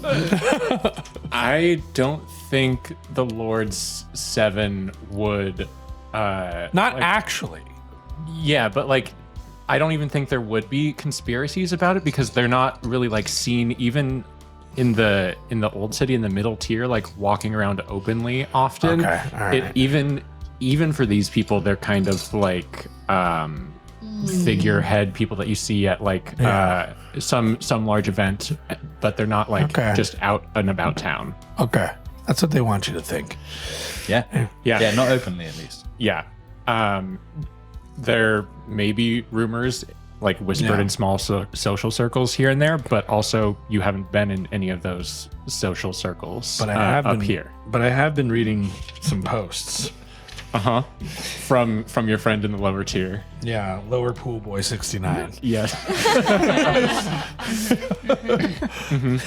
So which one of the Lord 7 has Lower Pool Boy 69 been implicating? Well, I was asking you because I don't remember any of their names. I think it would be Lord Magus Conifer, the CEO of Tower. Yes. Who never shows their face. True, she is an old lady. She has not been seen as far as you know. Okay, Like all no right, one has all seen right. her. I'm not ready to divulge what Starless knows or thinks he knows, but mainly because I haven't made it up yet. But Of course. But yeah, I just needed that information. Thank Right. you. Yeah. Well, why don't, if they're looking for 5 people, why don't we just make a fake papier-mâché person and stick them next to us? Mm-hmm. Yeah. We can use... Can you chew up some more paper? Yeah, did Birdie just like take a ream of paper with him? No, I would never steal from Audrey. I would Maybe say we Tim? should take Gerard, but I don't know. Yeah, can we just bring Gerard with us? Gerard? I mean, Gerard is in the boat with you, yes. Yeah. Right, we're trying to be stealthy about the boat. Gerard is pulling the boat along. Okay. Yeah, good. like clearly in the capacity of like the person driving the boat. I think he's dressed up in elaborately tattered like cloths, just like putting on the affect of some okay. poor lower tier we, person. Everyone's cosplaying Paul. Can we Yeah. pull a Snow White and have the pigeons hold up an empty cloak? Brilliant. Brilliant. Very good. Yeah, yeah. Well, I am down one, but I think you could make like another kind of like birdie-sized person. All right. So I can have a So twin brother. This is your role then, I think. Yeah, I think it's probably in a tune to have like this fine-grained control over your pigeons. Yeah. Right, and I'm gonna push myself. Great. Yeah, and this I think is going to function as an assist to the stealth roll, or a setup. Right. Okay. A setup, yeah. Woo! 6. Okay. Awesome. Excellent. Just describe the pigeon person. So, there's they're kind of like on the edge because they're not very tall, but they're stacked on top of each other. They're standing on each other's like what you would call a pigeon shoulder. So it's about 4 pigeons tall, and then Pretty small. yeah, and then 2 pigeons on either side stacked up. So and that's like the cloak is over it. You sure? Every once in a while. Shh, babies. Shh. Okay, it looks like a pretty effective squat child. Yeah. Yeah. To match our other child. And so, as Alara's putting this illusion together, you're glancing up above, and very much the appearance of these silver figures up above is discomforting everyone else in the vicinity. This is doesn't seem to be a common occurrence. It's freaking people out, and they're kind of hurrying away. Yeah, definitely giving him a wide berth. But you can now add, I think, a d6 to the stealth roll, or increase the I actually think it's going to have to increase the effect. Yeah. Because previously this was implausible. Now it becomes possible. Right. Okay. So group, what's the Prowl. Group prowl roll. Prowl roll. Okay. And who do we think is leading it? I'll lead Prowl. Okay. Okay. What is Finn doing to take command in the situation? I think I've got my arm around the pigeon, person. That way they can kind of rest on my arm and not be so floop, floop, floop, floop, floop. Yeah. Right. So I'm kind of giving the pigeons a support. Yeah. Yeah. Yeah. Hey, Alara's pigeons. One poops on you. Yeah, that's what I was kind of worried about. Hey, no, save that. Save that. We can use it. What do you put it in my pocket? What do you guys? How am I No, supposed just let it dry. Just let it dry. Waste not, want not. All right, right. roll up your prowl roll, everyone. Yeah. I got a 6. Nice. 5. Did we take synchronized? Yes. All right. What is that? And I believe we did. Oh, is that where we can crit? Yeah. 5. Where if there are 2 6s rolled at the table, it's a critical success. Roll I your have prowl. it highlighted on my sheet. I'm pretty Awesome. sure we did. Great. 4. That's great. 3. So Great. 4, 5, 5, 3, 6. Okay, one failure. One fail Alright, and I'll a full take it. success. Yeah, so you just take 1 stress. Yeah. That works pretty nicely, surprisingly so. And I Alara, think, you're stressing me out. and yeah, how does Alara break character? She giggles as the pigeons poop on Finn, and she kind of her mind with them is go on, you can do it now. Just let it go. You're Finn from the Tangle Teasers in the lower tier. My old friend. Yeah, but I guess Finn is able to kind of muffle you at that point, and you're able to slip across this large canal and into one of the narrow ones that are between the buildings and that don't have any, walkway alongside it. So you're maybe like a third of the way. I think part of it is part of the challenge here is that Gerard knows more or less the area in which this is in, but I think any kind of fancy establishment like this, it's not going to have a shop front. Right. It's the kind of place that you have to know where it is, and maybe it even moves a little bit. So you're going to have to kind of get in the area and then establish somehow. But you're kind of like a third of the way there. So there are various routes at this point. You can continue in the boat. You can kind of find your way up to some kind of pathway. I think about midway between these two is the Grand Theatre. So that's a large square with probably decent-sized crowds gathering in the morning before the service and worship. So you've got various choices. I'm curious what, how the duds that we have borrowed from the birthrights, would these be considered highly fashionable, mid-tier? I don't know if you would necessarily know. You've been here for 12 hours. We feel pretty swanky. I think that might be in a tune. Okay. Yeah. That's Do a I good still call. have anything about that, or is that kind of gone at this point? I think probably after the sleep it has. Yeah.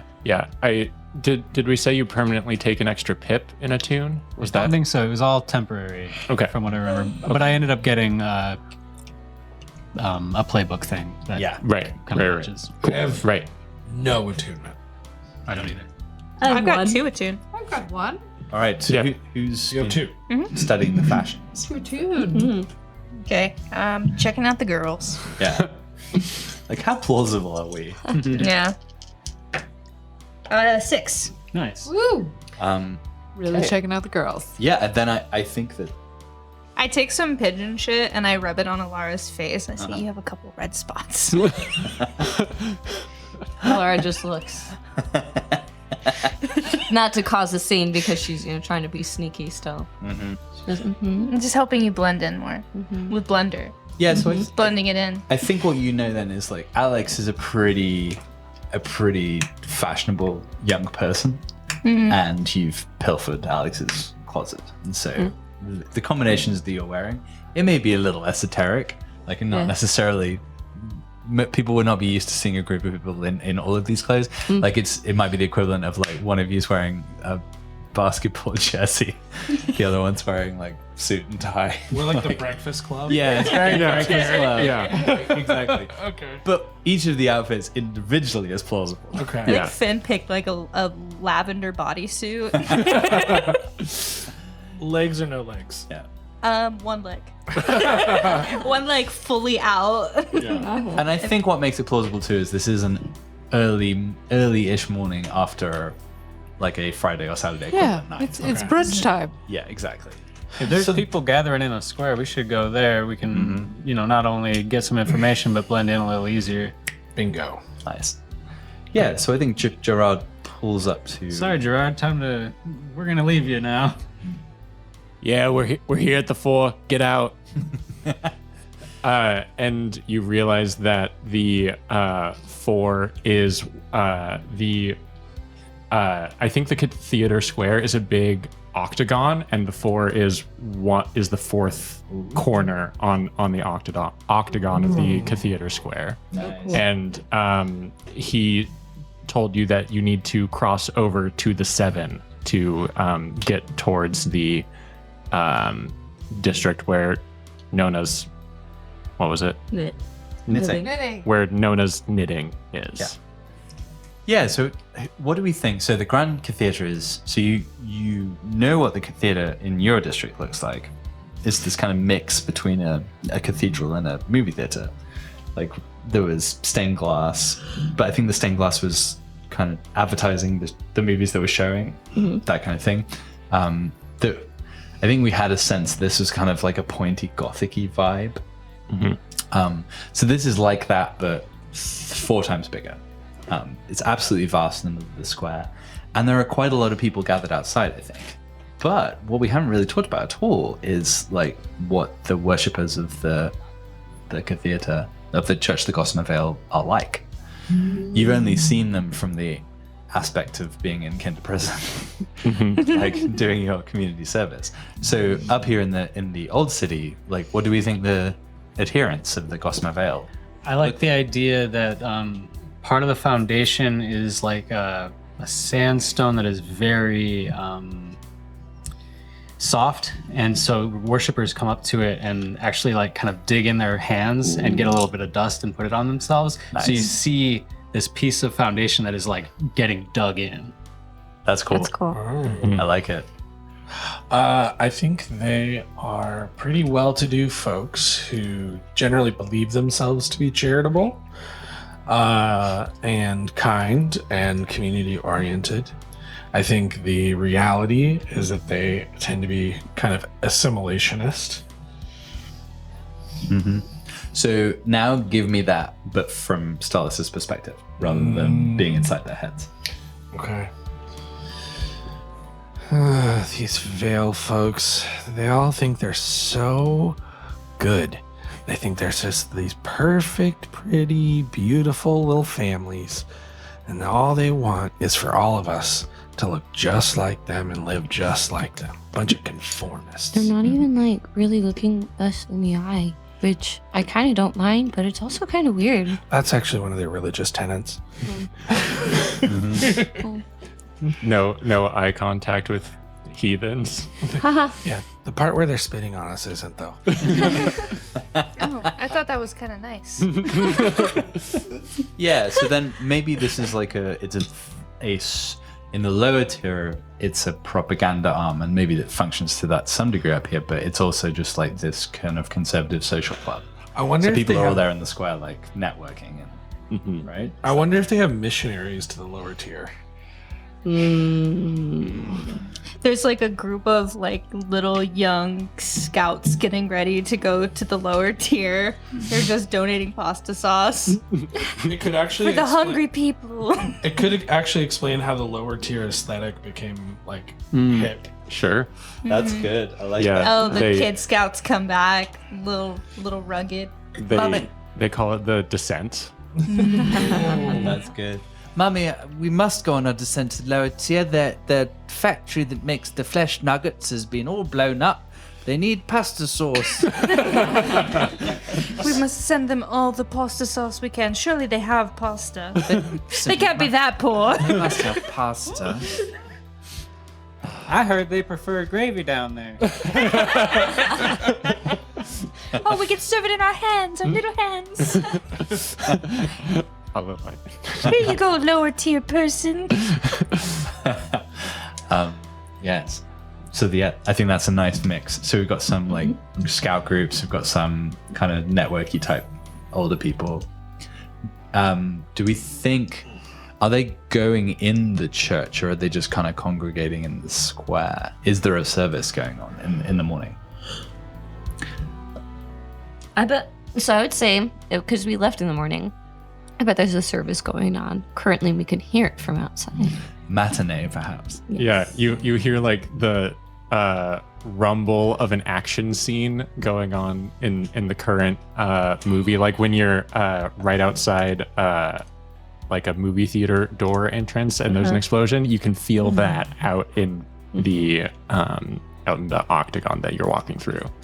Okay, I have an idea for their theology and how it interacts with theater, and it is that representations of reality are actually a window into true reality, which is where that it is like it's like a realer version. Like they, through cinema and through storytelling, they try to actually reveal the underlying truth of existence. To pierce the gossamer veil. Right. It's like a reverse Plato's cave. That's sick. Yeah. I think that makes sense. I mean, it particularly makes sense because this is a society that feels like the way that it is now is a pale kind of simulacrum of what they should be and what they used to be. Mm-hmm. So this is a pretty big square. and I think there are different areas of it in different parts of the crowd that are kind of engaged in different business. Like, I think maybe the matinee is definitely where the child worshippers, like this is a children's service. So there's the action sequences go. That kind of child worship, yes. Yeah, I know. I was Not like Gerard. Did somebody say child worship? Gorgeous. So I think maybe part of this is parents dropping off and like picking up their kids. Is this why Gerard couldn't join us? Yes. This is why Gerard had to drop you off outside the square. He is not allowed near this church. 500 feet. And I think maybe there's some jockeying for status. I think you overhear some conversations of the sort of like, well, Timothy is going to one of the dirtiest parts of the lower sphere for his mission work. It's filthy down there. Sorry, I just happened to overhear you. Which part? Oh, I think they call it the tangle. It's gross down there. He's such a brave boy.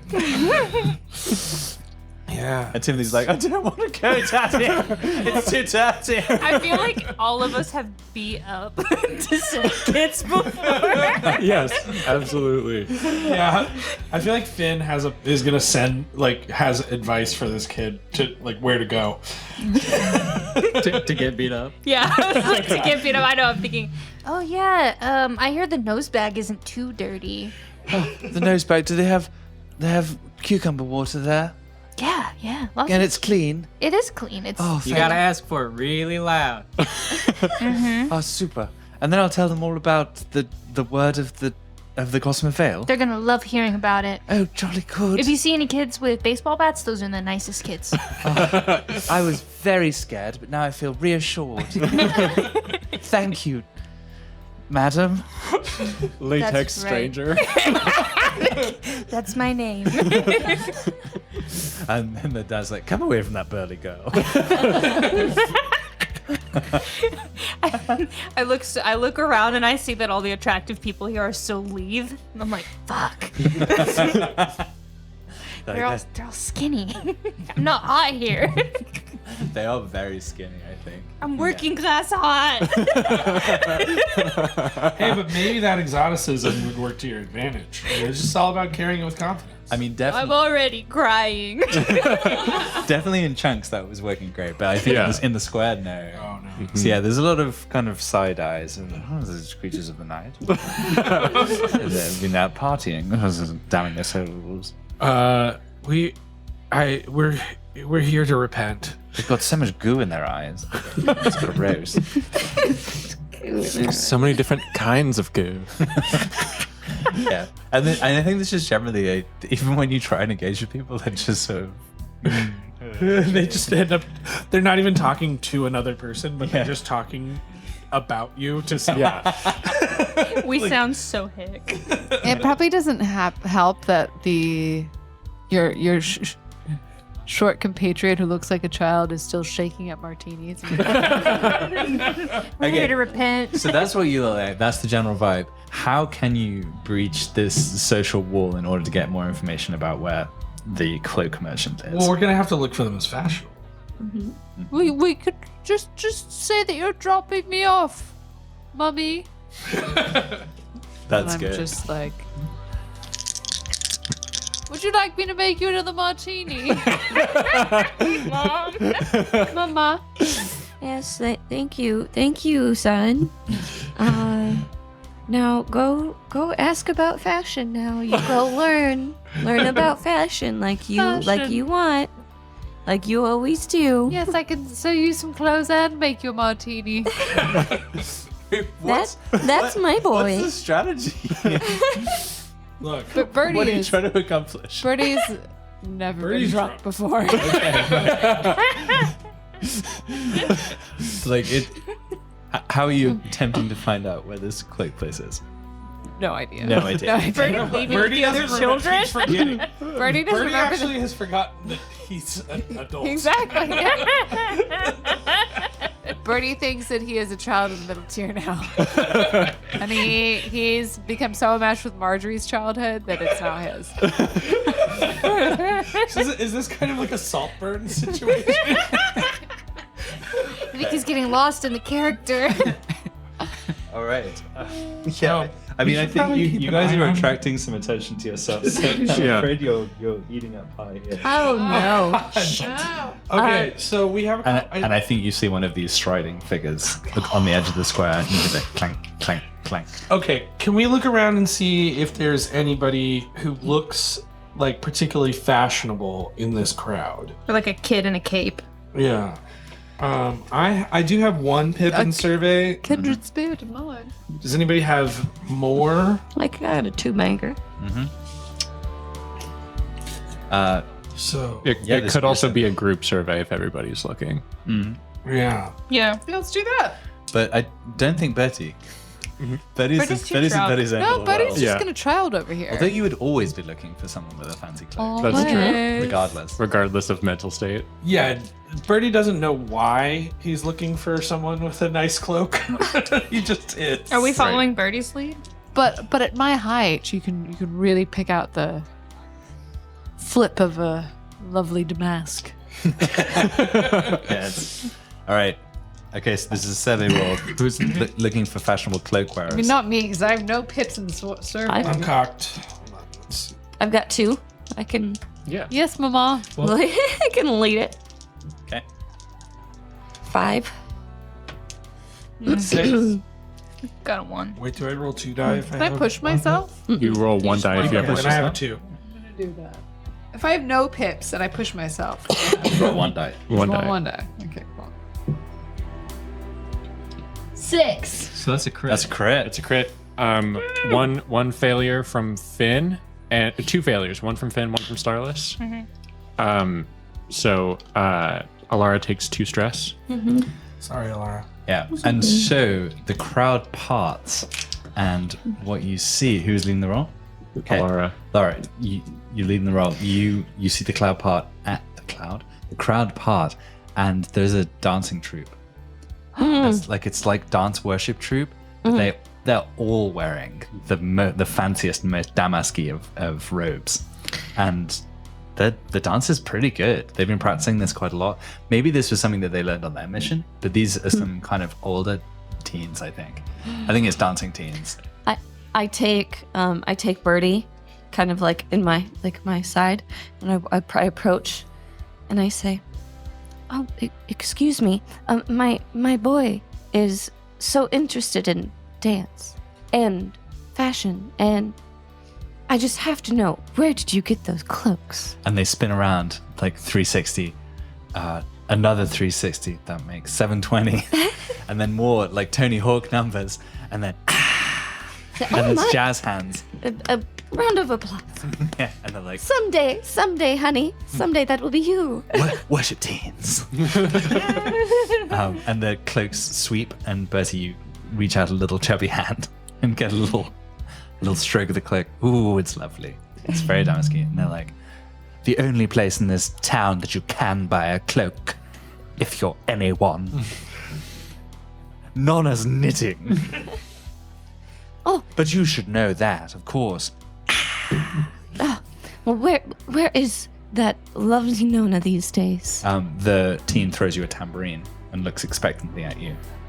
I look at the tambourine. And then the teen starts Irish dancing. No movement in the torso, just the legs.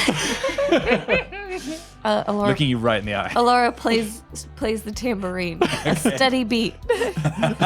Okay, this is going to be some sort of performance check. I don't know what the appropriate. What do you think it is? Finesse, attune, Could be sway, Command. command. It depends how you want to do it. I've how got you one play it. pip in any of those. How do you want to play it? Yeah. The same. Are you going with them, or are you trying to trump their like power play? I'm gonna attune. I'm gonna try to attune. Okay, trying to go with them then. 6. Absolutely fantastic. Yeah, so I think you're playing the tambourine, and to begin with, you're doing it in time to their beat, but you go faster and faster and faster, and the teen is looking so exhausted. They're Irish dancing their heart out until they fall to the floor, the cloak across their face, and they draw it back, wiping the sweat from their brow. Touché. Maybe you should keep practicing. Very good. Tune that teen. That was amazing. Very good. And I think as you reach down and help the teen up, you're able to, you kind of pull aside the cloak and you see there is a label inside it that has the address of Nonna's Knitting. Very nicely done. Well done, Alara. Holy shit. And the teens dance away. I'll never forget you. Is that menacing or like inspired? Yeah, yes. Alara looks down at Birdie and says, I think I kind of want to start playing tambourine. You were very good, Mama. Do you still have it? That was really fun. No, the team stole it back. And so you have a much better idea now of where to search. This way, you guys.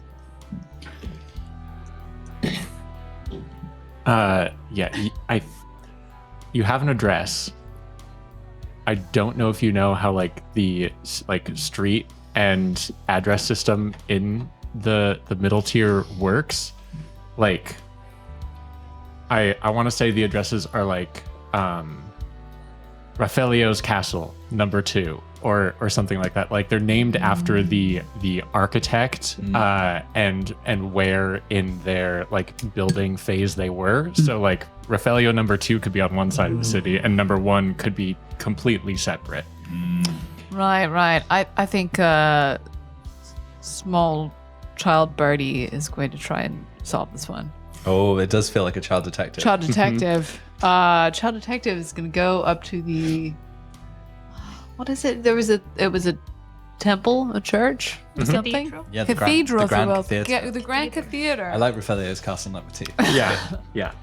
He's going to go up the Grand Cathedral to one of the ushers at the front, or doorman, and say, "Excuse me, sir." Tug at his cloak.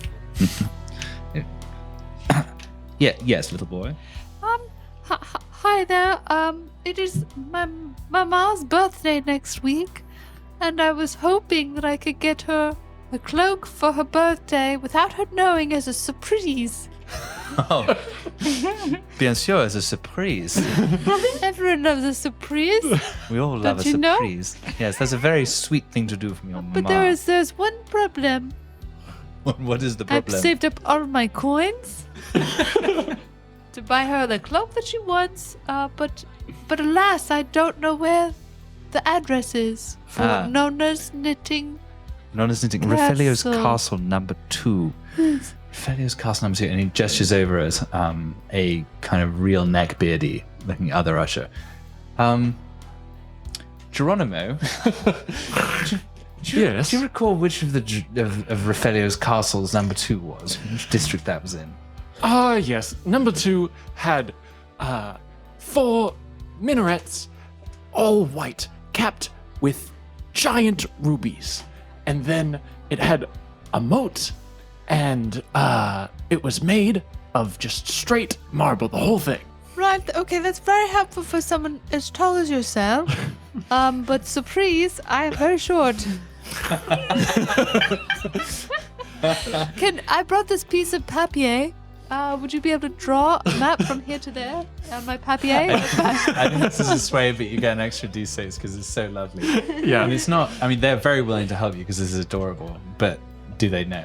Is Right. the question. Right. Or is Geronimo just pontificating? But I get an extra pip. Yeah. Oh my God. For being excellent. Shit. Oh dear. Is that 3 3 2? twos. 3 twos? Yahtzee? I know exactly where it is. Let me draw you a map. And you get back what looks like a maze on a like children's restaurant menu. And there's a little entrance that says you are here, and then in the other edge of the maze it says Rafelio number 2. And there are no like street names or anything. He just hands it to you and is like, off you go. Oh no. Bonjour. Okay. And you hear the clanking of the stalkers in the distance, the silver, the argent guard. But Birdie's starting to learn what a hangover is. As you look at the maze, the lines kind of start to blur together a little bit. Birdie, you're swaying. You're swaying. I think the earth is swaying. While Birdie was doing this, I think Starless is going to employ some of his newfound confidence and moxie, along with the what he's learned from the correspondence course on talking to attractive people way back, and Coming in handy. yeah, the pickup artist. I can't remember I named them, and I can't remember what we call the birds. The wax Melodious- birds? Thank Melodious you, wax melodious wax birds. And I think I'm gonna try to chat up one of the office assistants as in under the guise of being a youth leader who's going to take people through the middle tier, take kids through the middle tier to try and fundraise. And so I need a route of the area around, a list of addresses and a map for the area around Refilio's castle number 2. That's pretty good. Yeah. Office assistant. Sure. Hello, sir. Why, hello. As you probably know, I am youth pastor, Mike. And Mike. yeah, we met last week. Right. Yes. Would you remind me of your name? Belinda. Belinda. How could I forget someone with eyes like that? Oh, you know, yes. Mike. And might I say that you are looking stunning in that muumuu.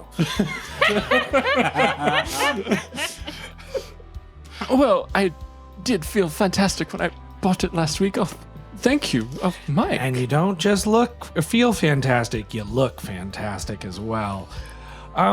Belinda, I'm hoping you could help me out with something.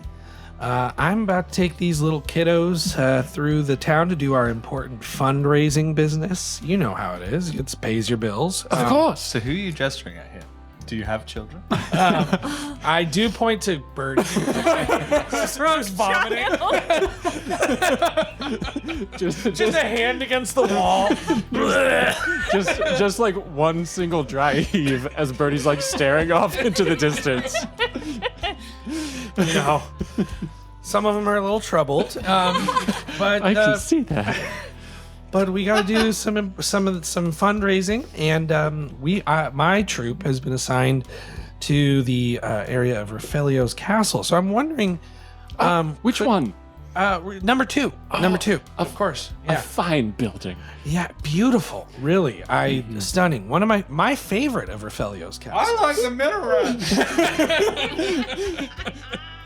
Number 5 is the best Refilio. Philistine. You and I know Belinda.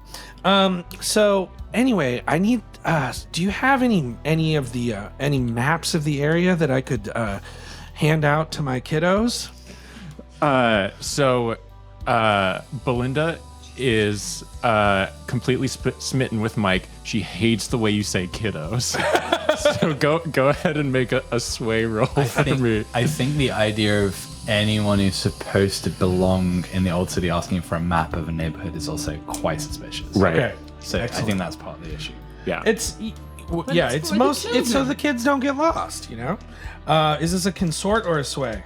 It feels consorty. Consort. Okay, for sure. great. Thank God. So, all right, let's see. So that is a 5, a 6, and a 4. Sweet. Full success. Nice. Well, Mike, of course we have maps of donors in previous donors in that area. Let me, and she goes through like a big binder full of like donors and addresses and stuff, and tears one sheet out and hands it over to you, and it is you can see on one corner of the map is like corner number 7 of cathedral octagon, and you can see relative to that Raphaelio's castle number 2 off a few canals down. And I think this gives you some, because this was a pretty good success, this gives you a piece of extremely useful information, which is that, so Nona's knitting is like one chunk over the side of this building. Quite, maybe a third of Raphaelio's castle number 2 is the East Haven Embassy. Excellent. And it appears to be adjacent to that. Mm-hmm. Perfect. So as I take the paper from the map from Belinda, I make sure to accidentally, quote unquote, lightly graze her hand. A shiver goes up her spine. and I wink and say, "I'll make copies for it. I'll make the copies, Belinda. Thanks. You're a peach." Oh well, I never. Okay. Yeah, so you're pretty close now. Okay. But yeah, as you come back out of the door, you see that in the direction that you've come from, there are 3 of these figures on stilts surveying the crowd and beginning to walk towards the theater. Okay, and in the direction of the Raphaelio's castle, do we have any No. obstructions? That's clear for now. Yeah. Okay, guys, we're gonna need to go this way and quickly. Arlara says, Bertie, you hang back with me just a little bit and act like my son still. Yeah, I need to hold someone's hand right now. So we're laying back so that we're not like a full solid group of Yes. 5, but we're heading the same way. Awesome. Yes. I really want some brunch. And as you're crossing the cathedral, you see a giant building off towards corner number 1, and there's a giant sign that says the opera, but the O is just a big cartoon ham. Yes. So if we would have gone to brunch with them, we would have been. Can we see them having brunch? Yeah. On the terrace. Yeah, they're on the terrace. Yeah, every single one of them has a giant cartoon style ham. Yes. More eggs. Keep them coming. And then just on the other side of the brunch terrace, there's people hurling into. Better out than in. We must keep going, otherwise they don't let you back. You have to finish it all. It's all you can patch. Oh my gosh. Yes, and so you make your way across several small, beautifully wrought bridges into an area. So as you get a little further away from the square, it's the streets and the canals are not so big. The sidewalks alongside them become smaller as well. This is it's not downbeat. Is that what I'm thinking? Run down? Run down. It's not run down at all. It's still very posh and nice, but it's a little closer. Buildings are a little closer together. And Raphaelio's castle number 2 rises in the midst of it. I think it was probably built before many of these others, and then they've kind of crowded around it a little bit. And it seems as if it was originally potentially built as a single palace, but has then been portioned out into different uses. And you do indeed see that one of the larger front entrances is the East Haven Embassy. And you see there's like a lot of kind of bronze plaques with names of particular kind of, I suppose, services, right? Like, come on Tuesdays at 4:30 if you want to send remittances to your family in East Haven. Visas will be only processed like twice a month on Thursdays, like those kinds of things. And then various other kind of commercial businesses in this area as well. There is round the corner, there's like some stairs, some narrow stairs, maybe even a spiral staircase up to what looks like the 3rd floor. And there is I think maybe a stone door at the top of that staircase there's no signage at all. But I think the map that you've that you received indicates that that is where Nonna's knitting should be. Okay. I imagine there's a doormat that says, please wipe your shoes off. Nothing at all. Oh, So there's absolutely nothing? no handle, no signage, nothing. Yeah, it's just a smooth block of stone, but within a door frame. Yeah. I'm just gonna give it a push. Nothing happens. And give it a study. Might give it a pull. Nothing to hold on to. Yeah, nothing to hold on to. Get my fingertips in there. Oh my gosh. 6 and a 5. Okay, so stars. What tools might you use to study a door? A giant magnifying glass. There's nothing else for the job. Well, yeah, like I actually there's like kind of a rig that nobody noticed before, but I sort of pull it out of the from behind my neck, and it's these magnifying monocle. It's cartoonishly large, like roughly the size of my head. And then I rummage around through your scarves. Through my scarves. Don't worry about where this was stored. And I bring out a little kit of like almost like little picks, little tiny picks, kind of like a dentist's pick set, and I'm just sort of tapping and scraping and around the edges of this thing. Yeah, and you can see that there are some small differences in the textures, and you can see maybe some wouldn't be grease, because I don't think any of these old city elves get greasy as such, but perhaps like slight differences in temperature from areas where there've been fingers on the door in a particular pattern. Or like the textures may be a little bit smoother from where. Exactly. And I'm guessing that's it. With a 6, I could notice if there was any sort of if this pattern had any sort of sense to it. Yeah, I think so. So this is open to the table. Like, what might be the kind of secret sigil that you have to trace on the door in order to gain entrance to Nonna's knitting? I think it is a fluffy sheep hanging from a thread, a bow. Oh, that's very good. And quite elaborate.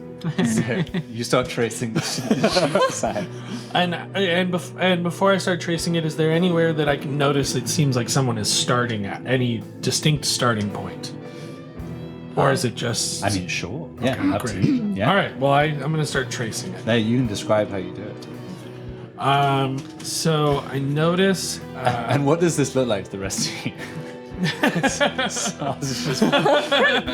waving. It looks his like arms. interpretive dance. Is this Pushed up against the door. yeah. is this just to get into the East Haven Embassy or the castle as a whole? This is just the Nonna's knitting. Oh, Yeah. okay. Yeah, the embassy had a more normal. Finn is lingering in a gift shop in the castle. Not paying attention. yeah, not paying attention. I think I am just like... I think Starless is just like highly fixated on each little detail, probably excessively so, because he can see the lines. But he's really like... He's really worried that if he doesn't do it perfectly, it's going to like set off a trap or it's going to not work. So he's just maybe taking a little too long. And maybe the others are getting a little impatient at this point, at a certain point. Does he really know what he's doing? I can't really tell. And at that point, the door clicks.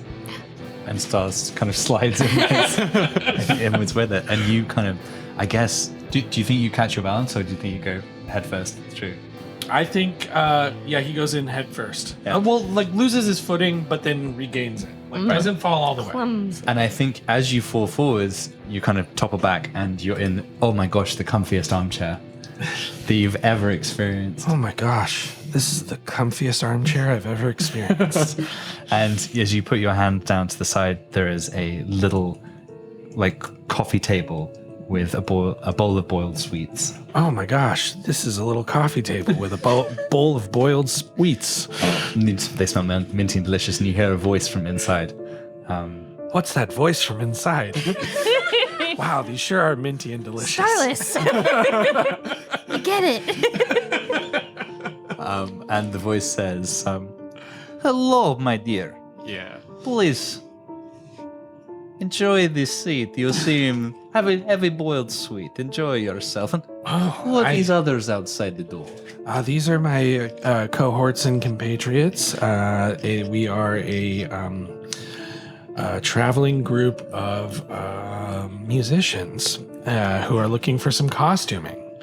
Oh, well, then you have come to the right place, so long as you have the coin. Come in, my children. And are you Nona? and what does Nona look like? Oh.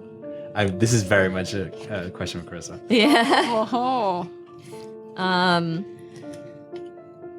Big gray hair. Big gray hair. Like beehive? Yeah, about a third of her body. Yeah. Does she have an eye patch? No, No? it wouldn't fit over her hair. No, okay. We can't have too many goblins with eye problems. Oh, shit. Very fashionably dressed. Like perfect fitting cloak herself. Oh, yes. Very well, heavily embellished. Yeah, and like the hair is like super styled, kind of like Bridgerton, like very, very curled in fashion, high fashion. And you know, you don't see a lot of goblins with makeup on in East Haven, but Nona's wearing some caked on makeup. Yeah, bright red lipstick. Nice red lip. Yeah, Got like a tight grandma bod. yeah. I don't think you can see under the cloak. It's very Yoda. Mm-hmm. Right? You just see the head and the hair and this like voluminous Can cloak. sense the tight Yeah. grandma You can bod. sense- It's giving type grandma bob vibes. Yeah. For sure. But yeah, It's giving you grandma. Yeah. so it's like that mix of East Haven, like cave dwelling goblin, but then also like high fashion, kind of like upper tier. Now, is this all of you? Are you all in here? Are we? I think. Inside the room? Yeah. We have a couple more out there, but they don't need to come in. They don't? Because I would like to hear a song. Oh, we don't. Well, I guess Oh, we don't have our our instruments are really heavy. instruments. Yeah. She never mind. Do you have a tambourine? I left mine. It's my specialty. But of course. She pulls a tambourine from underneath the cloak and hands it over to you. I suppose we can Our, do our something. best instruments are internal. My stomach growls. We all look at each other. Like, what does she mean? No, Acapella. you would not want to disappoint an old woman. No. No. Play for me. Okay. Okay.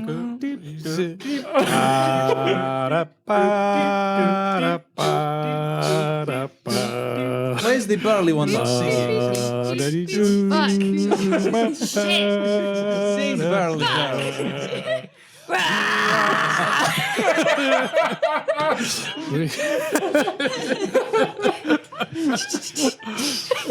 Excellent, I love it. Everything about it is so new, so fresh. I liked when you said fuck. Well, no. Thanks. That one's a newer one, so we're kind of working on it. So It's called fuck shit raw.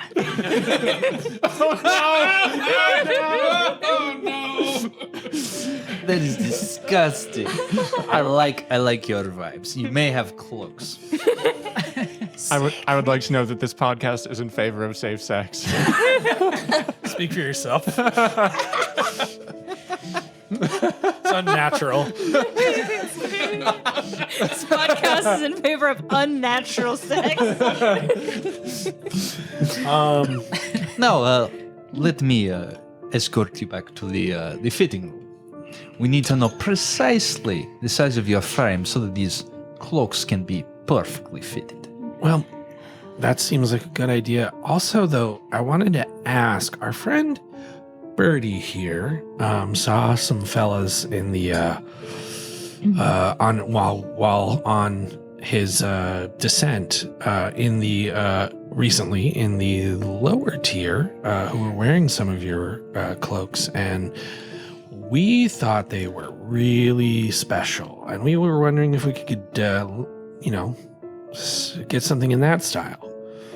Birdie, do you remember much about this group? Just swell chaps. Real good guys. Well, you'll have to be a little more specific. What was the style of the cloak that you wish? Well, it had the itty bittiest little logo. Very classy, very demure. And it was a solid gray wool. And it had purple thread on the border. This sounds like certainly something that I have created in the past. Certainly I can copy something like this for you. It will not be exactly the same. There are issues of intellectual property. Right. It was what if we had a cloak like this? Who would be the resembling? Well, this is great news because we were actually hoping we could get in touch with these fellas, and Yes, we were thinking left if the it's violin at my place. they said that they wanted to book us for one of their events, and then this whole, I don't know if you heard the ruckus, but there was this whole explosion, and we never got to connect with them. And so, with such a distinct style, I'm wondering, do you know who these folks might be? Or could you put us in contact with them perhaps? Tell me again, why do you wish to know the identity of my customer? Again, we're just, they wanted to book us for an event, and we're musicians, and we really liked their What were vibe. you doing in the lower tier? As I mentioned, we were our friend Birdie here was on his descent. Yes, Covered Bertie was on name. descent, but they're not usually accompanied by 4 large adult friends. Well, it was a part of a musical worship service, and we've been playing together. Birdie is a real prodigy on the Anything internal. anything really. Internal.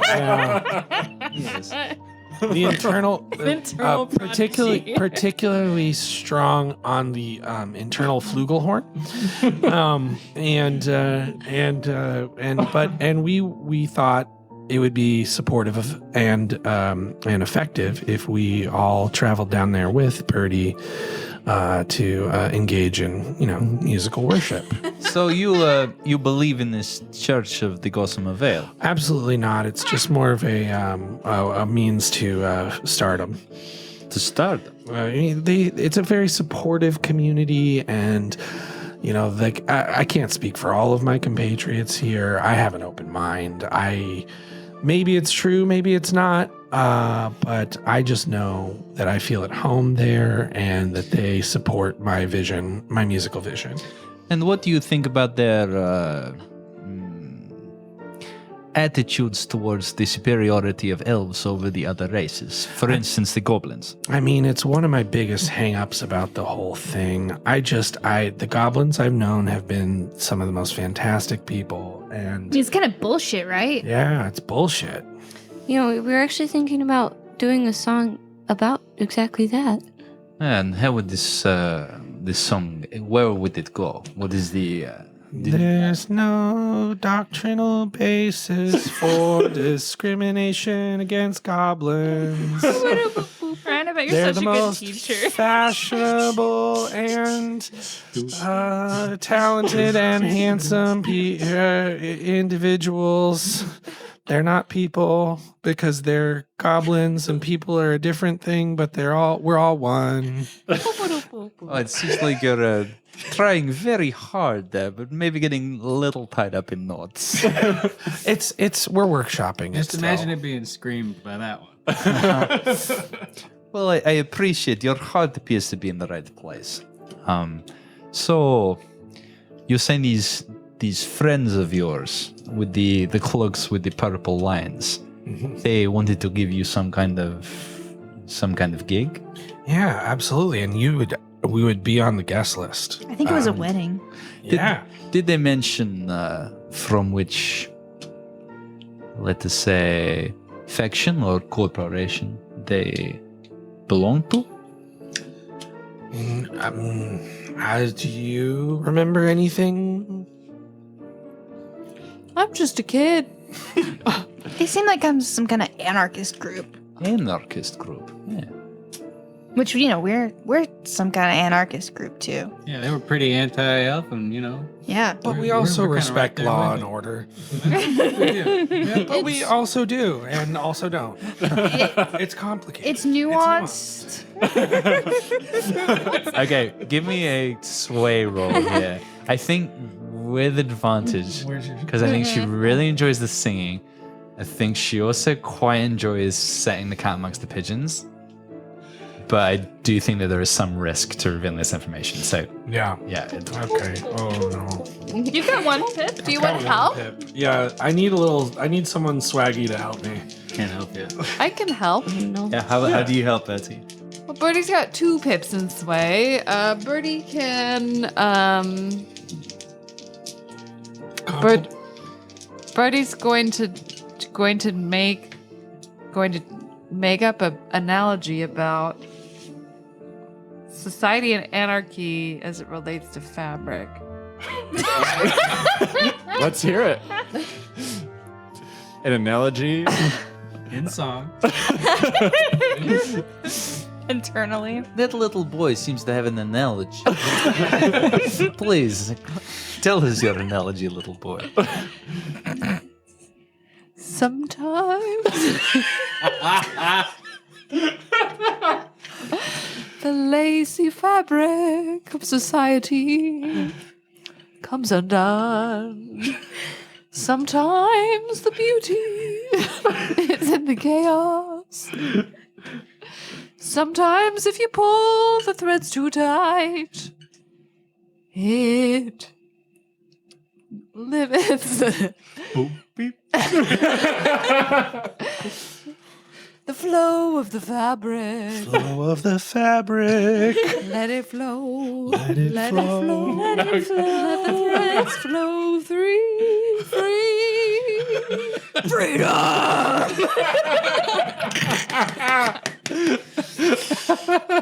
Oh, I'm such a fan of your vocal stylings. This group. What do you call yourselves? Nuance. Spelled NEW space AUNTS. You're nuance. This is excellent. Now, I simply could not betray the confidence of any customer. All of the purchases are secret, but I'm just going to put this ledger of all of my customers and their orders here on this side, and then I shall go. Who would like to be first in the fitting for their cloak? Me. Oh, girly girl, come with me. Do you have a purge room?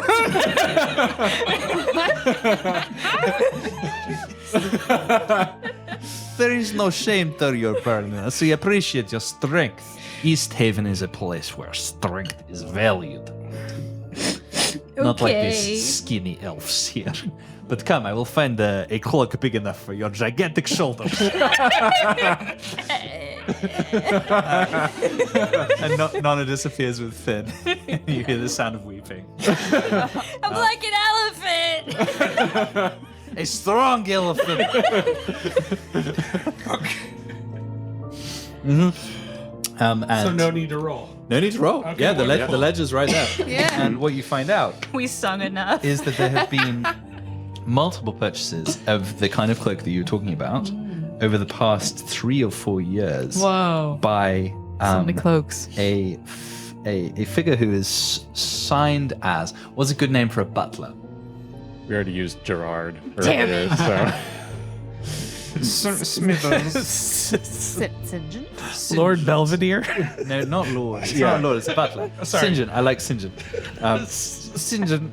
St. John Seaman. I don't think St. John has a surname, being merely a butler. St. John, butler to Velma Cumberbatch, the Lord Trellis.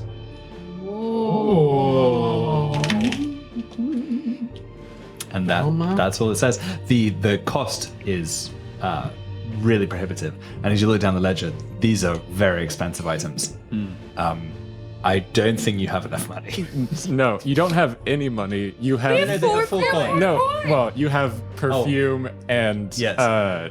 memorabilia and song. And song. Yeah, mostly song. Mostly song. Yes. So I think one thing you are going to have to figure out is how to pay. You have like a No, no. payment plan. Well, wait a minute. We don't even have to buy them now. We know it.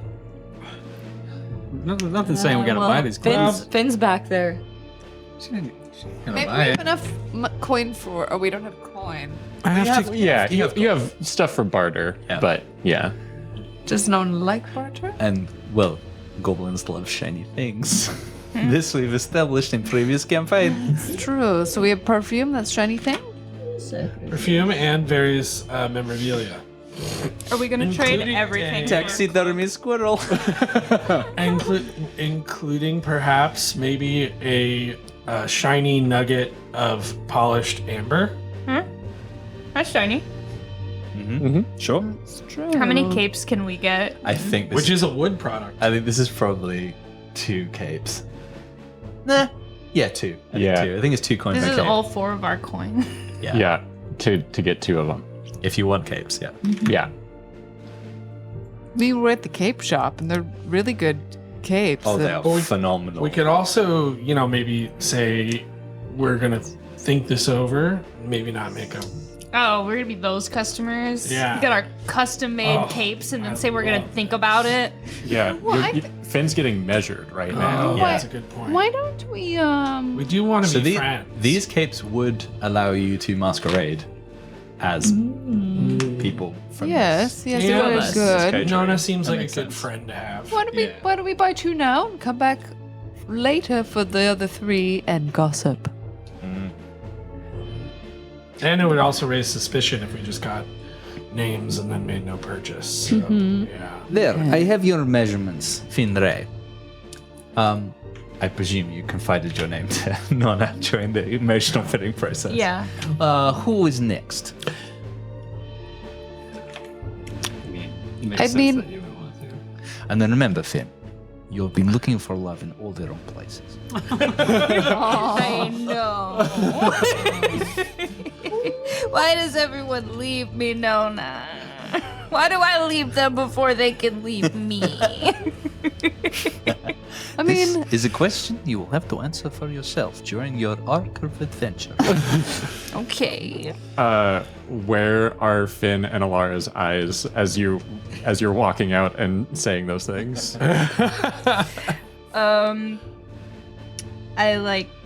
I don't look at Alara, but I just shove something in her hands. And I'm like, I stole that for you. It's just a tambourine. Laura just goes, huh. And she, Doesn't. I don't know if you like tambourines. thanks, I think I do. I'm gonna go to the purge room. All right, who is next? I presume you'll all want capes. Well, I It would be I really think- weird if there were only 2 people in the band who had capes, for Well, instance. I think we didn't anticipate the amount of fabric that Finn was going to.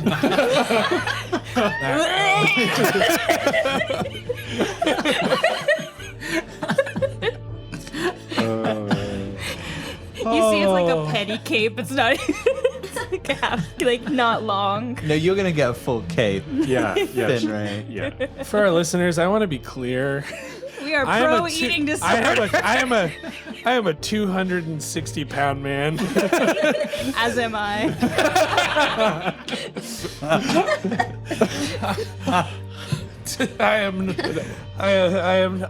There is no body shape except for between the characters. Nona. Our 21-year-old characters This is- can body shame. All part of their journey. Yeah. They're Finn, growing. who is next for a fitting of cloak? Waist size.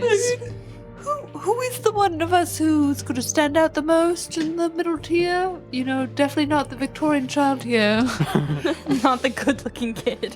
Just saying. A handsome child. I'll gladly take a cape, but if anyone else needs it to, be I mean, Cove, conspicuous. as a fellow clothier, You might have some good conversation with Nona. Yeah, that's maybe all true. right. I just know how much Birdie likes clothes, but all right. Yeah. You She both, gives my really friend. good advice. Young Okay. man, come back to the fitting room and All right, yeah, therapeutic chamber. I don't think I'm gonna reveal too much, and then you just hear me crying back.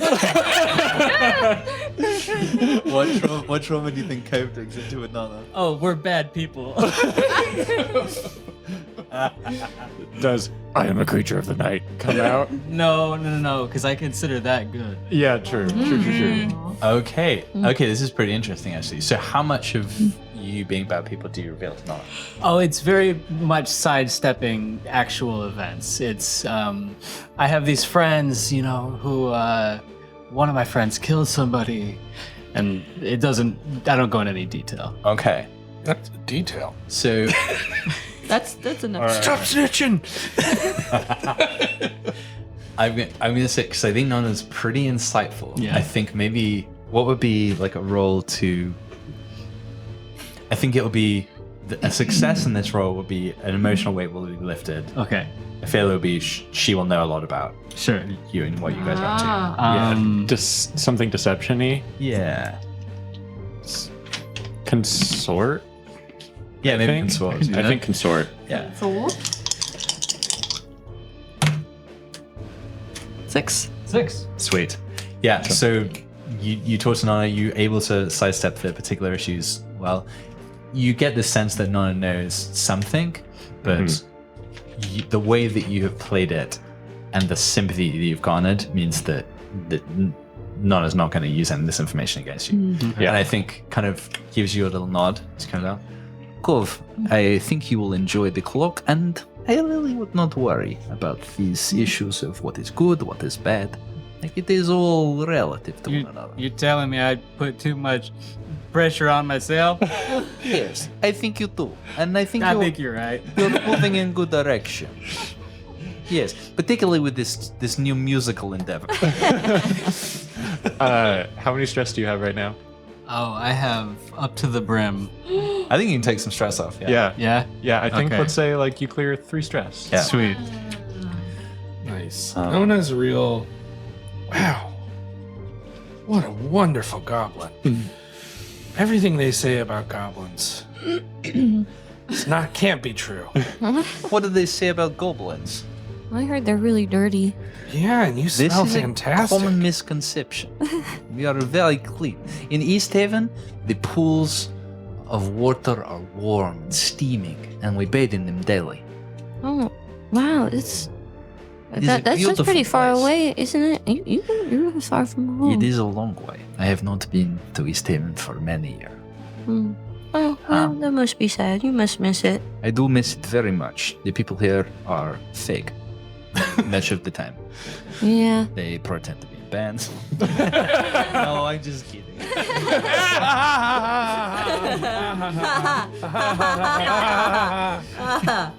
But seriously, I will call upon you for a favor. Yeah, that's fair.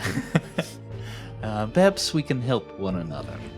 But for now, who is next for the fitting? Alara will go next. Tell her. Maybe that favor is a good idea if we want to keep getting some cloaks, because that's about the extent of. Do you have any specials going on? I could do you, yes, 5 cloaks in exchange for this favor at a future date. Anything for you. All right. So does anybody else want to do the same deal with the emotion versus information roll? Ooh. Like emotional healing versus information. Oh, did I Sure, roll? sure. No, I didn't. Yeah, let's Then do I it. did roll. Let's do I it. didn't. I think you healed a bit. Okay, Yeah. I'll take it. Okay. Yeah, maybe once. Yeah. One stress for Finn. Healing. Yeah, You you- mean like we get rid of stress? Yeah. Or I got a stress off my chest. Yeah. Cool. I'll take But it. yeah, I think for you guys, it would be the therapeutic session is one in which there is some danger of revealing more information. Yeah, I think you can get a flat 1 or risk it to try and get more. I like a flat one. I'm pretty good with stress. I don't think it's worth the risk for me. Okay. Yeah. Well, you are a like anyone, you keep your cards close to your chest. Yeah, well, I try to just live the simple life and just really work on my tambourine styles. Keeps me busy. Well, I look forward to learning more about you in the future. Who is next?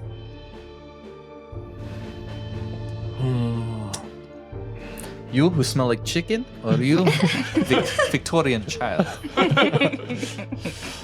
All right, Nona. Me. Now, come in. The way that you walk towards this fitting room, you are no stranger to a tailor's. No, I know about the finer silks and damasks. And how does a child of your age come to have such experience with fashion? My mama brought me to the finest fitting rooms in all of this place. And what happened to your mama? I don't know. No one knows. No one speaks of mama anymore. Wait. Canon is that she went on a business trip. Oh, yes. But I'm playing that close to the chest. Okay. As if that gives anything away. I won't be wild by you, Nona. I'm giving nothing away for free. We're getting free games. Birdie is hungover. Just right. surly birdie. So yeah, do you want to do the stress versus information deal? I mean, Bertie doesn't really have much stress. Is there anything? Can Bertie find something about himself? Oh yeah, that's a good one. Okay, yeah. So you could do that roll Yeah. if you want. Yeah. So a success will mean you'll maybe find something else out about Bertie. trip. And a failure will be, yeah, Nona will learn more about you guys as a group. Okay, that's fine. Why not? What's the worst that can happen? A lot. So yeah, roll a nuts. And I think this is a consort roll. It's a Yeah. game. We roll dice. We Sword. take risks. Okay, and I just roll. Can I stress myself out for this? Yeah. Yeah, Sure, why not? totally. Stretches him out for a roll to try to play with a goblin. Yay, that's a crit roll. Crit, double Two six. sixes. No, 1 6 Oh. and a 4. Oh. Just a success. Yeah. a full success. What does Yeah. What Nona do, know about Bertie? what does Nona know about Birdie? I think So this Nona is a knows question for Greta. more about the outside Mm-hmm. world than most people in the city will know. Mm-hmm. Nana will also be the recipient of like generations of wisdom from East Haven. Mm-hmm. Would Nana know anything about Birdie's true age? I'm not totally sure about that. So that feels like more elf information. Right. I feel like we need to cut him in half and cut the rings. Count the rings. But, like, What about the forest? What if Yeah. Bertie says something about the forest and she knows something about that place? right. So maybe you like mentioned something that like a child who grew up in Glimmer Falls couldn't possibly know. And then she kind of clues onto that. Maybe like- she's telling me about where she's from. Yeah, I and think then I so. mentioned something about. I think, okay, so how about you get a pretty decent picture of the outside world, the places outside of Glimmer Falls. Mm-hmm. So you think you learn about East Haven, off in the northwest. You Okay. learn about Hollowbone, Okay. the other city to the south, the industrial like city of humans and bugbears and all kinds of different creatures. Does And you learn about the city of the gnomes, Marshbrook. okay. Do gnomes exist? Yes. Yes. Is that the thing that So I Rhea think, says doesn't I think exist? yeah, one of the things that Betty just wasn't aware of is that there is so much world outside. Mm-hmm. And I Okay. think, yeah, this is what you get from Nana. And you can, consider this a limited blank check for information about the world outside that you can use later. I just Yeah. penciled myself. It went under the table. Just injured myself like Victorian child. Do you have the consumption? I think I Got the yellow fever. stabbed myself with my own pencil. Oh no. Yeah. What about how Nona traveled here? How did Nona get here, and how do people get back and forth? Just by rail? Nana got here on the train. Yeah. Everyone travels by train? As far as you know. Yeah. Yeah. She traveled by her own train service? Well, she comes under the auspices of the embassy. Ah, So, in the like- embassy pouch. Yeah, exactly. She came in the pouch, the goblin pouch. It's the goblin pouch. Yeah, I think that's so. You guys know that so you finding out now that you can do it as an ambassador or someone from the embassy. You also know that the birch ball teams travel by rail. Mm-hmm. That, as far as you know, that's anyone who's allowed. Yeah. Besides the conductors. Yeah. Fellers. Fellers. They don't travel as passengers as such. They kind of hang on and then they get off in the forest. Right. Yeah. Yeah, they don't go any like further. hobos. Yeah. Yeah. But they pay the rail company to allow them to get on in Glimmer Falls. Yeah, maybe they're like on the engine of Marvel or something, Yeah. but they're not in the carriage, the passenger carriage. Right. That's VIPs only.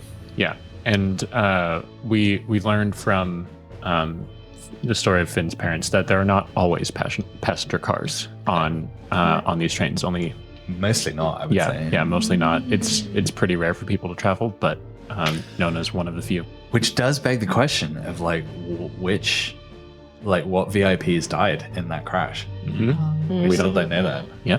Probably find the paper. Find out. Was it Probably not. someone on a Probably not. business trip? Yeah. Yeah. Okay, so that's what you found out. The final fitting. You, the skinny, gothy one. Yeah. Chicken boy. I kind of like that. You've got a kind of a vibe about you though. Oh, hey. Kind of like a satisfied vibe. He winks. Like you've just passed a milestone of some sort. Well, we can talk about that in the booth. Come to the booth, unburden yourself. Okay. Of all of your sexy information. Oh, God, he's gonna have sex with Nona. No, definitely not. I mean, like. No, but Ask for a favor. But yeah. What kind of favor are you asking for, Nona? Let's see. What is Starless wants to? Starless wants to unburden himself. You said this is a consort role. yes. Okay, Yeah. great. And I think that You can clear some stress. You can find out some information. Yeah, I think that he's still struggling with this whole tension between predictability and certainty and uncertainty, like a thirst for knowledge and understanding, but also coming to grips with the fact that there is an infinite universe that he can't understand.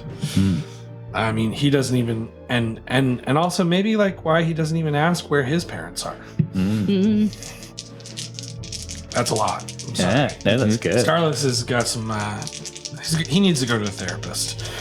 That's why he's here. Okay, we got a 5, a 1, and a 1. Okay, so you Big success. give up some information and you clear a bit of stress, I think. Okay, Yeah. how much do I get to clear? 2. All right. Yeah. Wonderful. Yeah, and I And- think the soothing that you get from it, I think maybe you talk about Thanik. Yeah, I think you let Thanic's name slip on accident. Yes.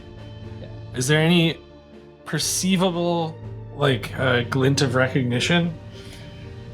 No, Okay. but so you know, do they know who bought Thanik? Yes. They know it was representatives from Tower, Right. who participated in the auction in the deep down prison. Right. And so I think, yeah, you're having the fitting and Nonna pulls the curtain back from one of the windows and just points out at the tower over there. And she's like, well, that's probably where your grandfather is. And from everything you describe about him, it's clear to see why they would want him. This is a place for inventors and engineers. I mean, I'm not even sure that he would dislike it. I think Starless kind of silently stares at the tower for a moment. And then turns back to Nona and says, "You don't know my grandfather." Kind of sheepishly. He doesn't want to upset her. Yeah. He doesn't want to sound but he's saying it to, he's more saying it to himself than to Nona. Yeah. So I think there's your information back and forth.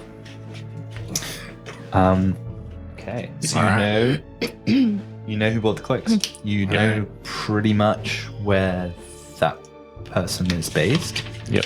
So the Lord Trellis Valma Cumberbatch doesn't live in a palace on the pinnacle. He lives amidst the vineyards in Trellis. Mhm. On the middle tier. On the middle tier, the one that you're on right now, the old city. Is it Vilmar? Valmer. Valmer. Valmer. Yeah, like a portmanteau of Valkilmer. Yeah.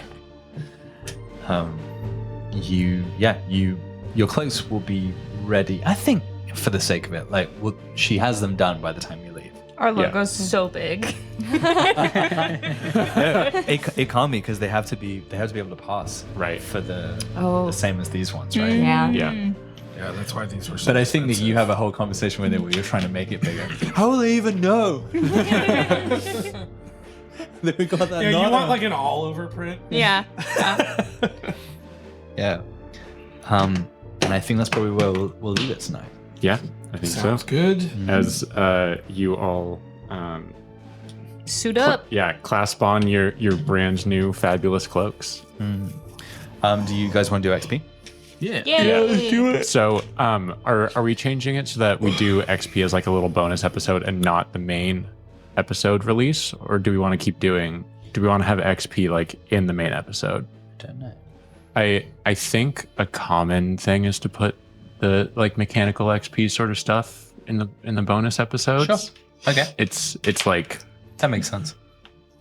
it's like for people who want more information about what's going on and it's not quite as like narratively gripping sort of stuff. All right. Well, then I'll finish this one and then we can go into XP. Thank you for listening. This has been Born to Die. Hope you enjoyed it. I've been your GM, Thomas. Happy birthday, Thomas. Happy birthday, Tom. And I've been joined by... I've also been your GM, Reed. And we've been joined by our wonderful players. Yeah. So thank you everyone for listening, and we will be with you again next week. And thank you to Jeff for all of the music and the intro and the outro. I really love the outro, Jeff. You did so good. Yay. Thank you, Jeff. Good night. Bye. Good night. Take your comfort, weary traveler, in the shadow of the Seven's wall, where though magic may be gone, the tangle lives on in the echo of the leaf music's call.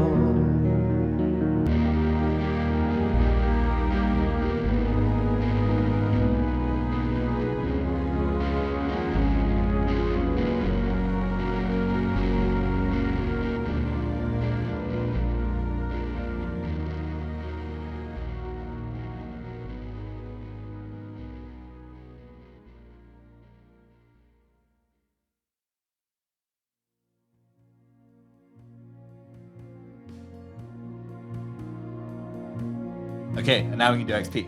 Okay. Welcome to the bonus episode. Welcome. We did all the nerd shit. Yeah. I was wondering, do we call it the after party? Oh, the after party that's is good. good. Yes. Yes. Where it gets real nasty. Nastier than handsome children eating disorders. Yeah. Oh my god, we went very dark this episode. You sure did. I'm back, baby. I didn't even get into the Velmar Conifer conspiracy theories about the child gladiatorial rings. Oh my goodness. Oh my Wow.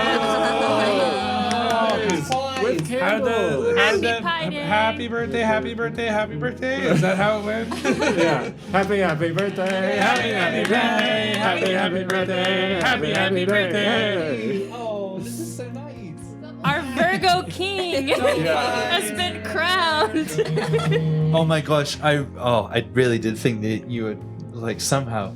I didn't know what was going on in that. Yeah. I thought that was some serious acceleration of the plot. I knew that you were just over there absolutely freaking out the whole time. No, it was very funny to watch. Well, I was thinking, like, this is why it's fun to do with multiple GMs. Yeah. Like, and fun to give the agency to your players. That crazy things happen. Yeah. I want to play them more.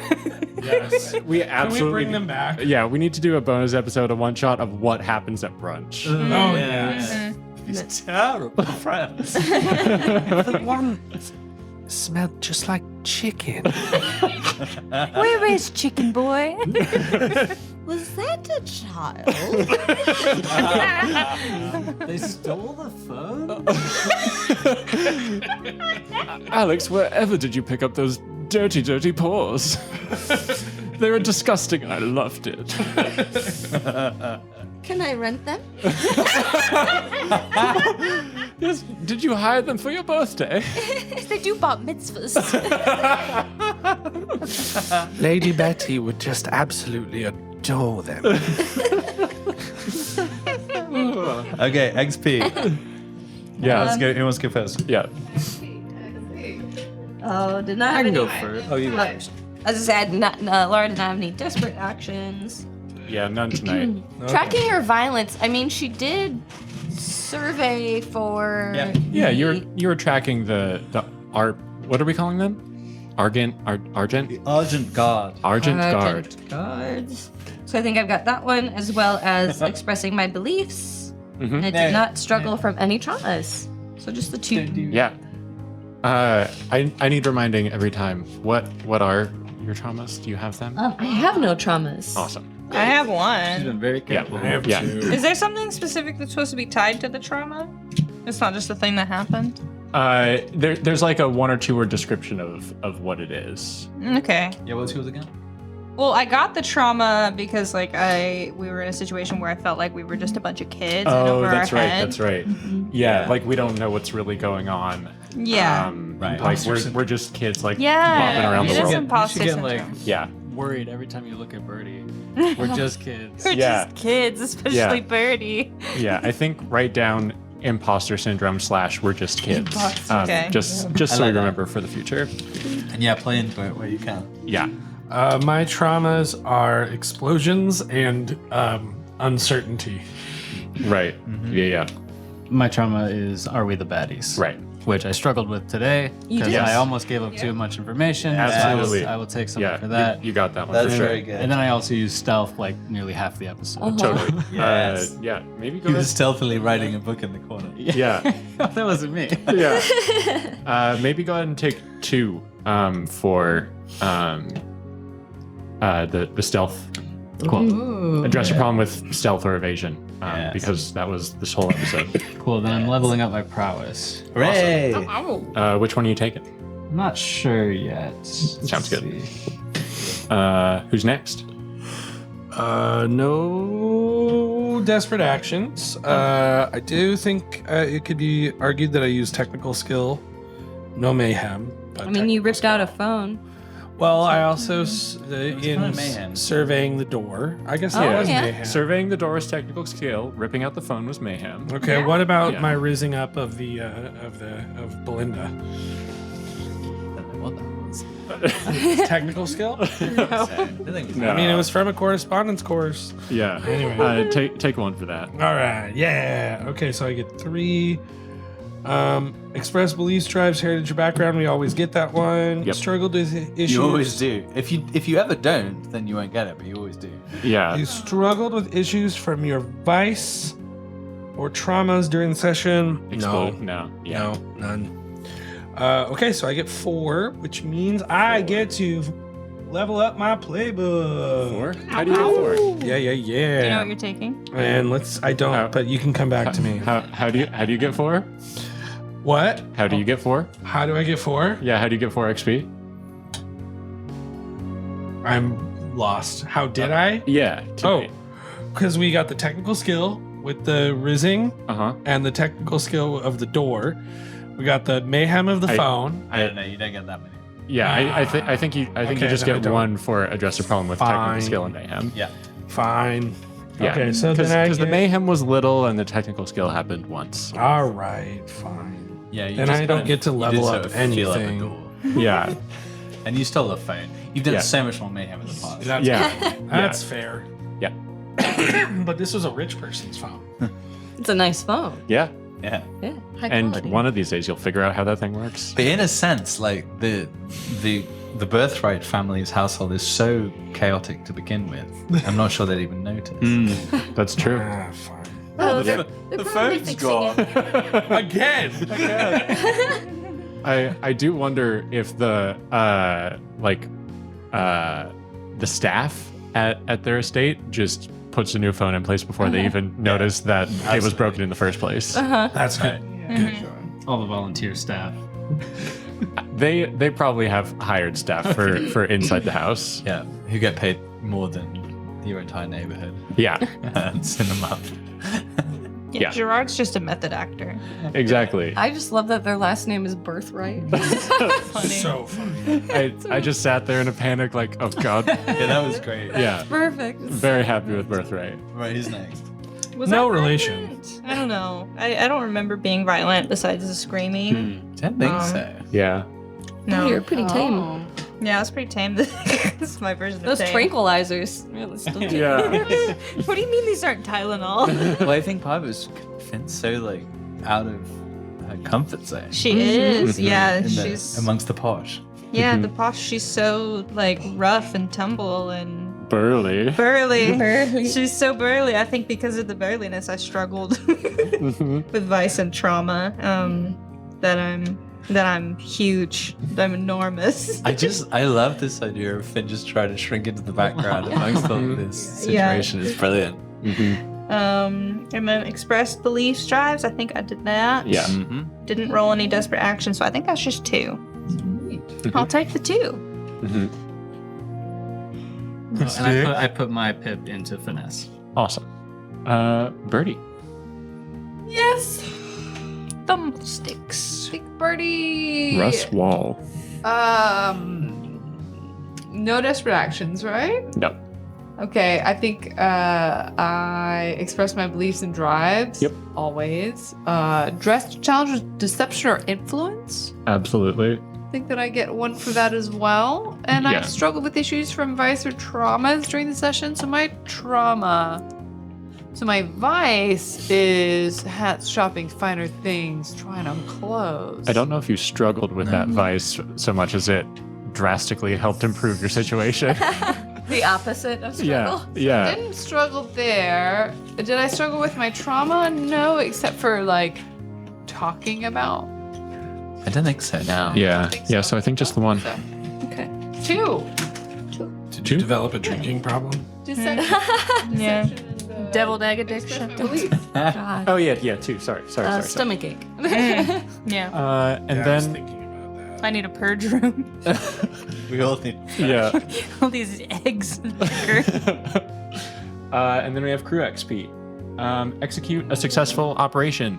Yes. Yeah. You Oh, found cool. out. I wasn't sure if that would be considered an operation. Yeah. This was. You got cloaks Yeah. and found where the cloaks came Nice. from. Yeah.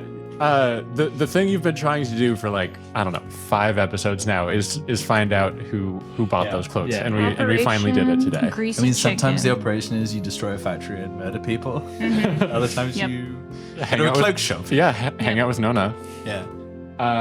Contend with challenges above your current station. Yeah, upper tier people are above tier 1. Yep.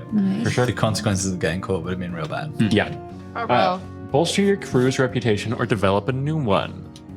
Well, we can. I don't know if you did. You were pretty No, 'cause I'm sneaking pretty around. stealthy. We did convince Yeah. Nona we are a band. Polyphonic spree. I don't know if you convinced Nona that you were a band so much as she saw right through that What and, about and enjoyed torturing you. A reputation that's we contain multitudes. Unpredictable. Goblin allies. Wild. Goblin allies. Anti-form. I don't think it rises to the level of a new crew reputation. Yeah. It's a, Well, what do the people It's a of nuance. the middle? Yeah, it's a nuance. What do Yeah. the people of the middle tier think of us? The people of the middle tier, I don't think know you. no, they, Yeah. no, They don't think of you they at live in all. chunks. Sorry. Ooh, insignificant. But So, we got that The last reputation time. in chunks is definitely Yeah, but I don't know if that's like that's the same. you're not on the consciousness of the middle tier. Greasy. Where like you are in the lower tier, where you're the Tangle Teasers and like everybody knows who you are and you're on wanted posters. Here we're and stuff. greasy pores. Yeah. You're yeah. If there is any consciousness of you as a crew at all, it's like a performative crew in a theme restaurant. Right. Yeah. And tabletop surgeons. Yeah. Exsanguinators. Yeah. Drug dealers. This Yeah. just all leads It's- back to hooligans. Exactly. Yeah, and I don't think there was a whole lot of hooliganery today. Yeah. I stole mean, a tambourine. You started to develop a reputation within the church, I would say. Yeah. You spoke to quite a few church people. Mm-hmm. Yeah. Pastor Mike. Pastor Pastor Mike. Mike. Pastor Mike. Hot Pastor Mike. Express goals, drives, inner conflict, or essential nature of the crew. Yes, always. That's a full meter. Oh, awesome. We Did get you do- either 2 upgrades to the lair or a new special ability. We haven't been in a lair Ability for a makes while. sense. Yeah, I think ability makes much more sense than crew upgrade We wanna or say layer that upgrades. The submarine has made its way to the canals. I don't think there's any route. For No. it. Yeah, there's no.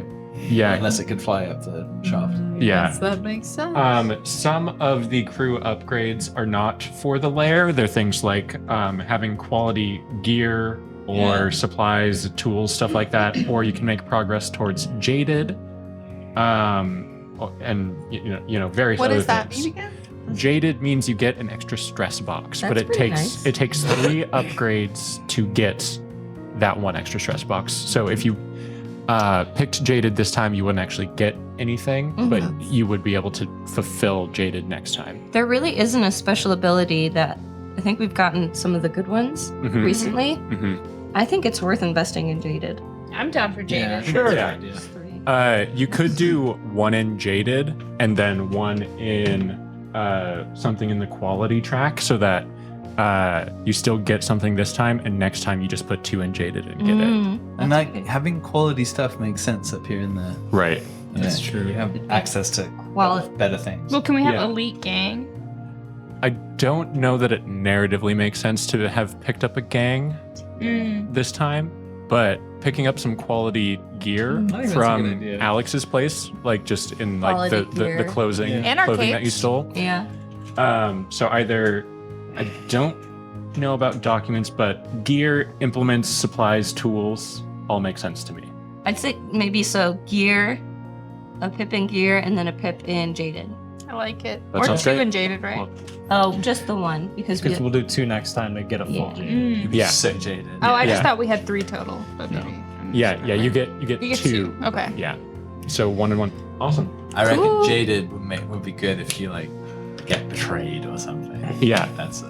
What does the elite gear do again? It's Quality gear. gang. quality gear makes it easier to. Oh god, which one is gear? So no, I was wrong. I was talking about the one we got. This Um, is my character sheet. but right. So Elite gang. The in one a we got was situation, the let's gear. say, Quality gear. yeah, I can't remember what kind of things gear covers exactly. Because implements is a different thing, supplies and tools are a different thing, weapons are a different thing. Gear says to me like armor. If it's not any of those other things, I think Right. it's armor. Ghillie suits. Yeah, like stealth outfits, Is my armor. squirrel upgraded? Goggles. Your tactical squirrel. Mm-hmm. That seems like gear to me. Yeah. I think you have Quality. like a little cape on your tactical squirrel, Oh, and sick. its quality level is increased by 1, so it's more Wow. likely to succeed against Water harder skis. targets. Yeah. So that, I did say I was gonna make a little Kevlar vest for her. Yeah, he's Yeah. got Kevlar and a cape. Okay, Yeah. cool. Yeah. Squirrel's upgraded. The tactical combat squirrel is also a creature of the night. Yeah. yeah. You just really look up to Cove and not me. Yeah. But He's coming for my neck. Parachute. it's because I'm Parachute burly could be and you're gear. squirrely. Okay. Yeah, Yeah. So it's just Sick. better stuff. So Yeah. it will work in tougher conditions. yeah. If we're ever like, this is really hard, you're gonna have limited effect or something, and you can, and you're like, but we have good gear, and it changes the I have a situation like biohazard this. suit. Then that's it'll take your effect level up Yeah. in a bad situation. The easy version of this would be like, oh, we have really good high quality lockpicks. Oh, that means you have a much better chance of this really high tier lock. Right, but I think that one's probably But that's implements. yeah. So we have maxed out rep as well, and now we have clean.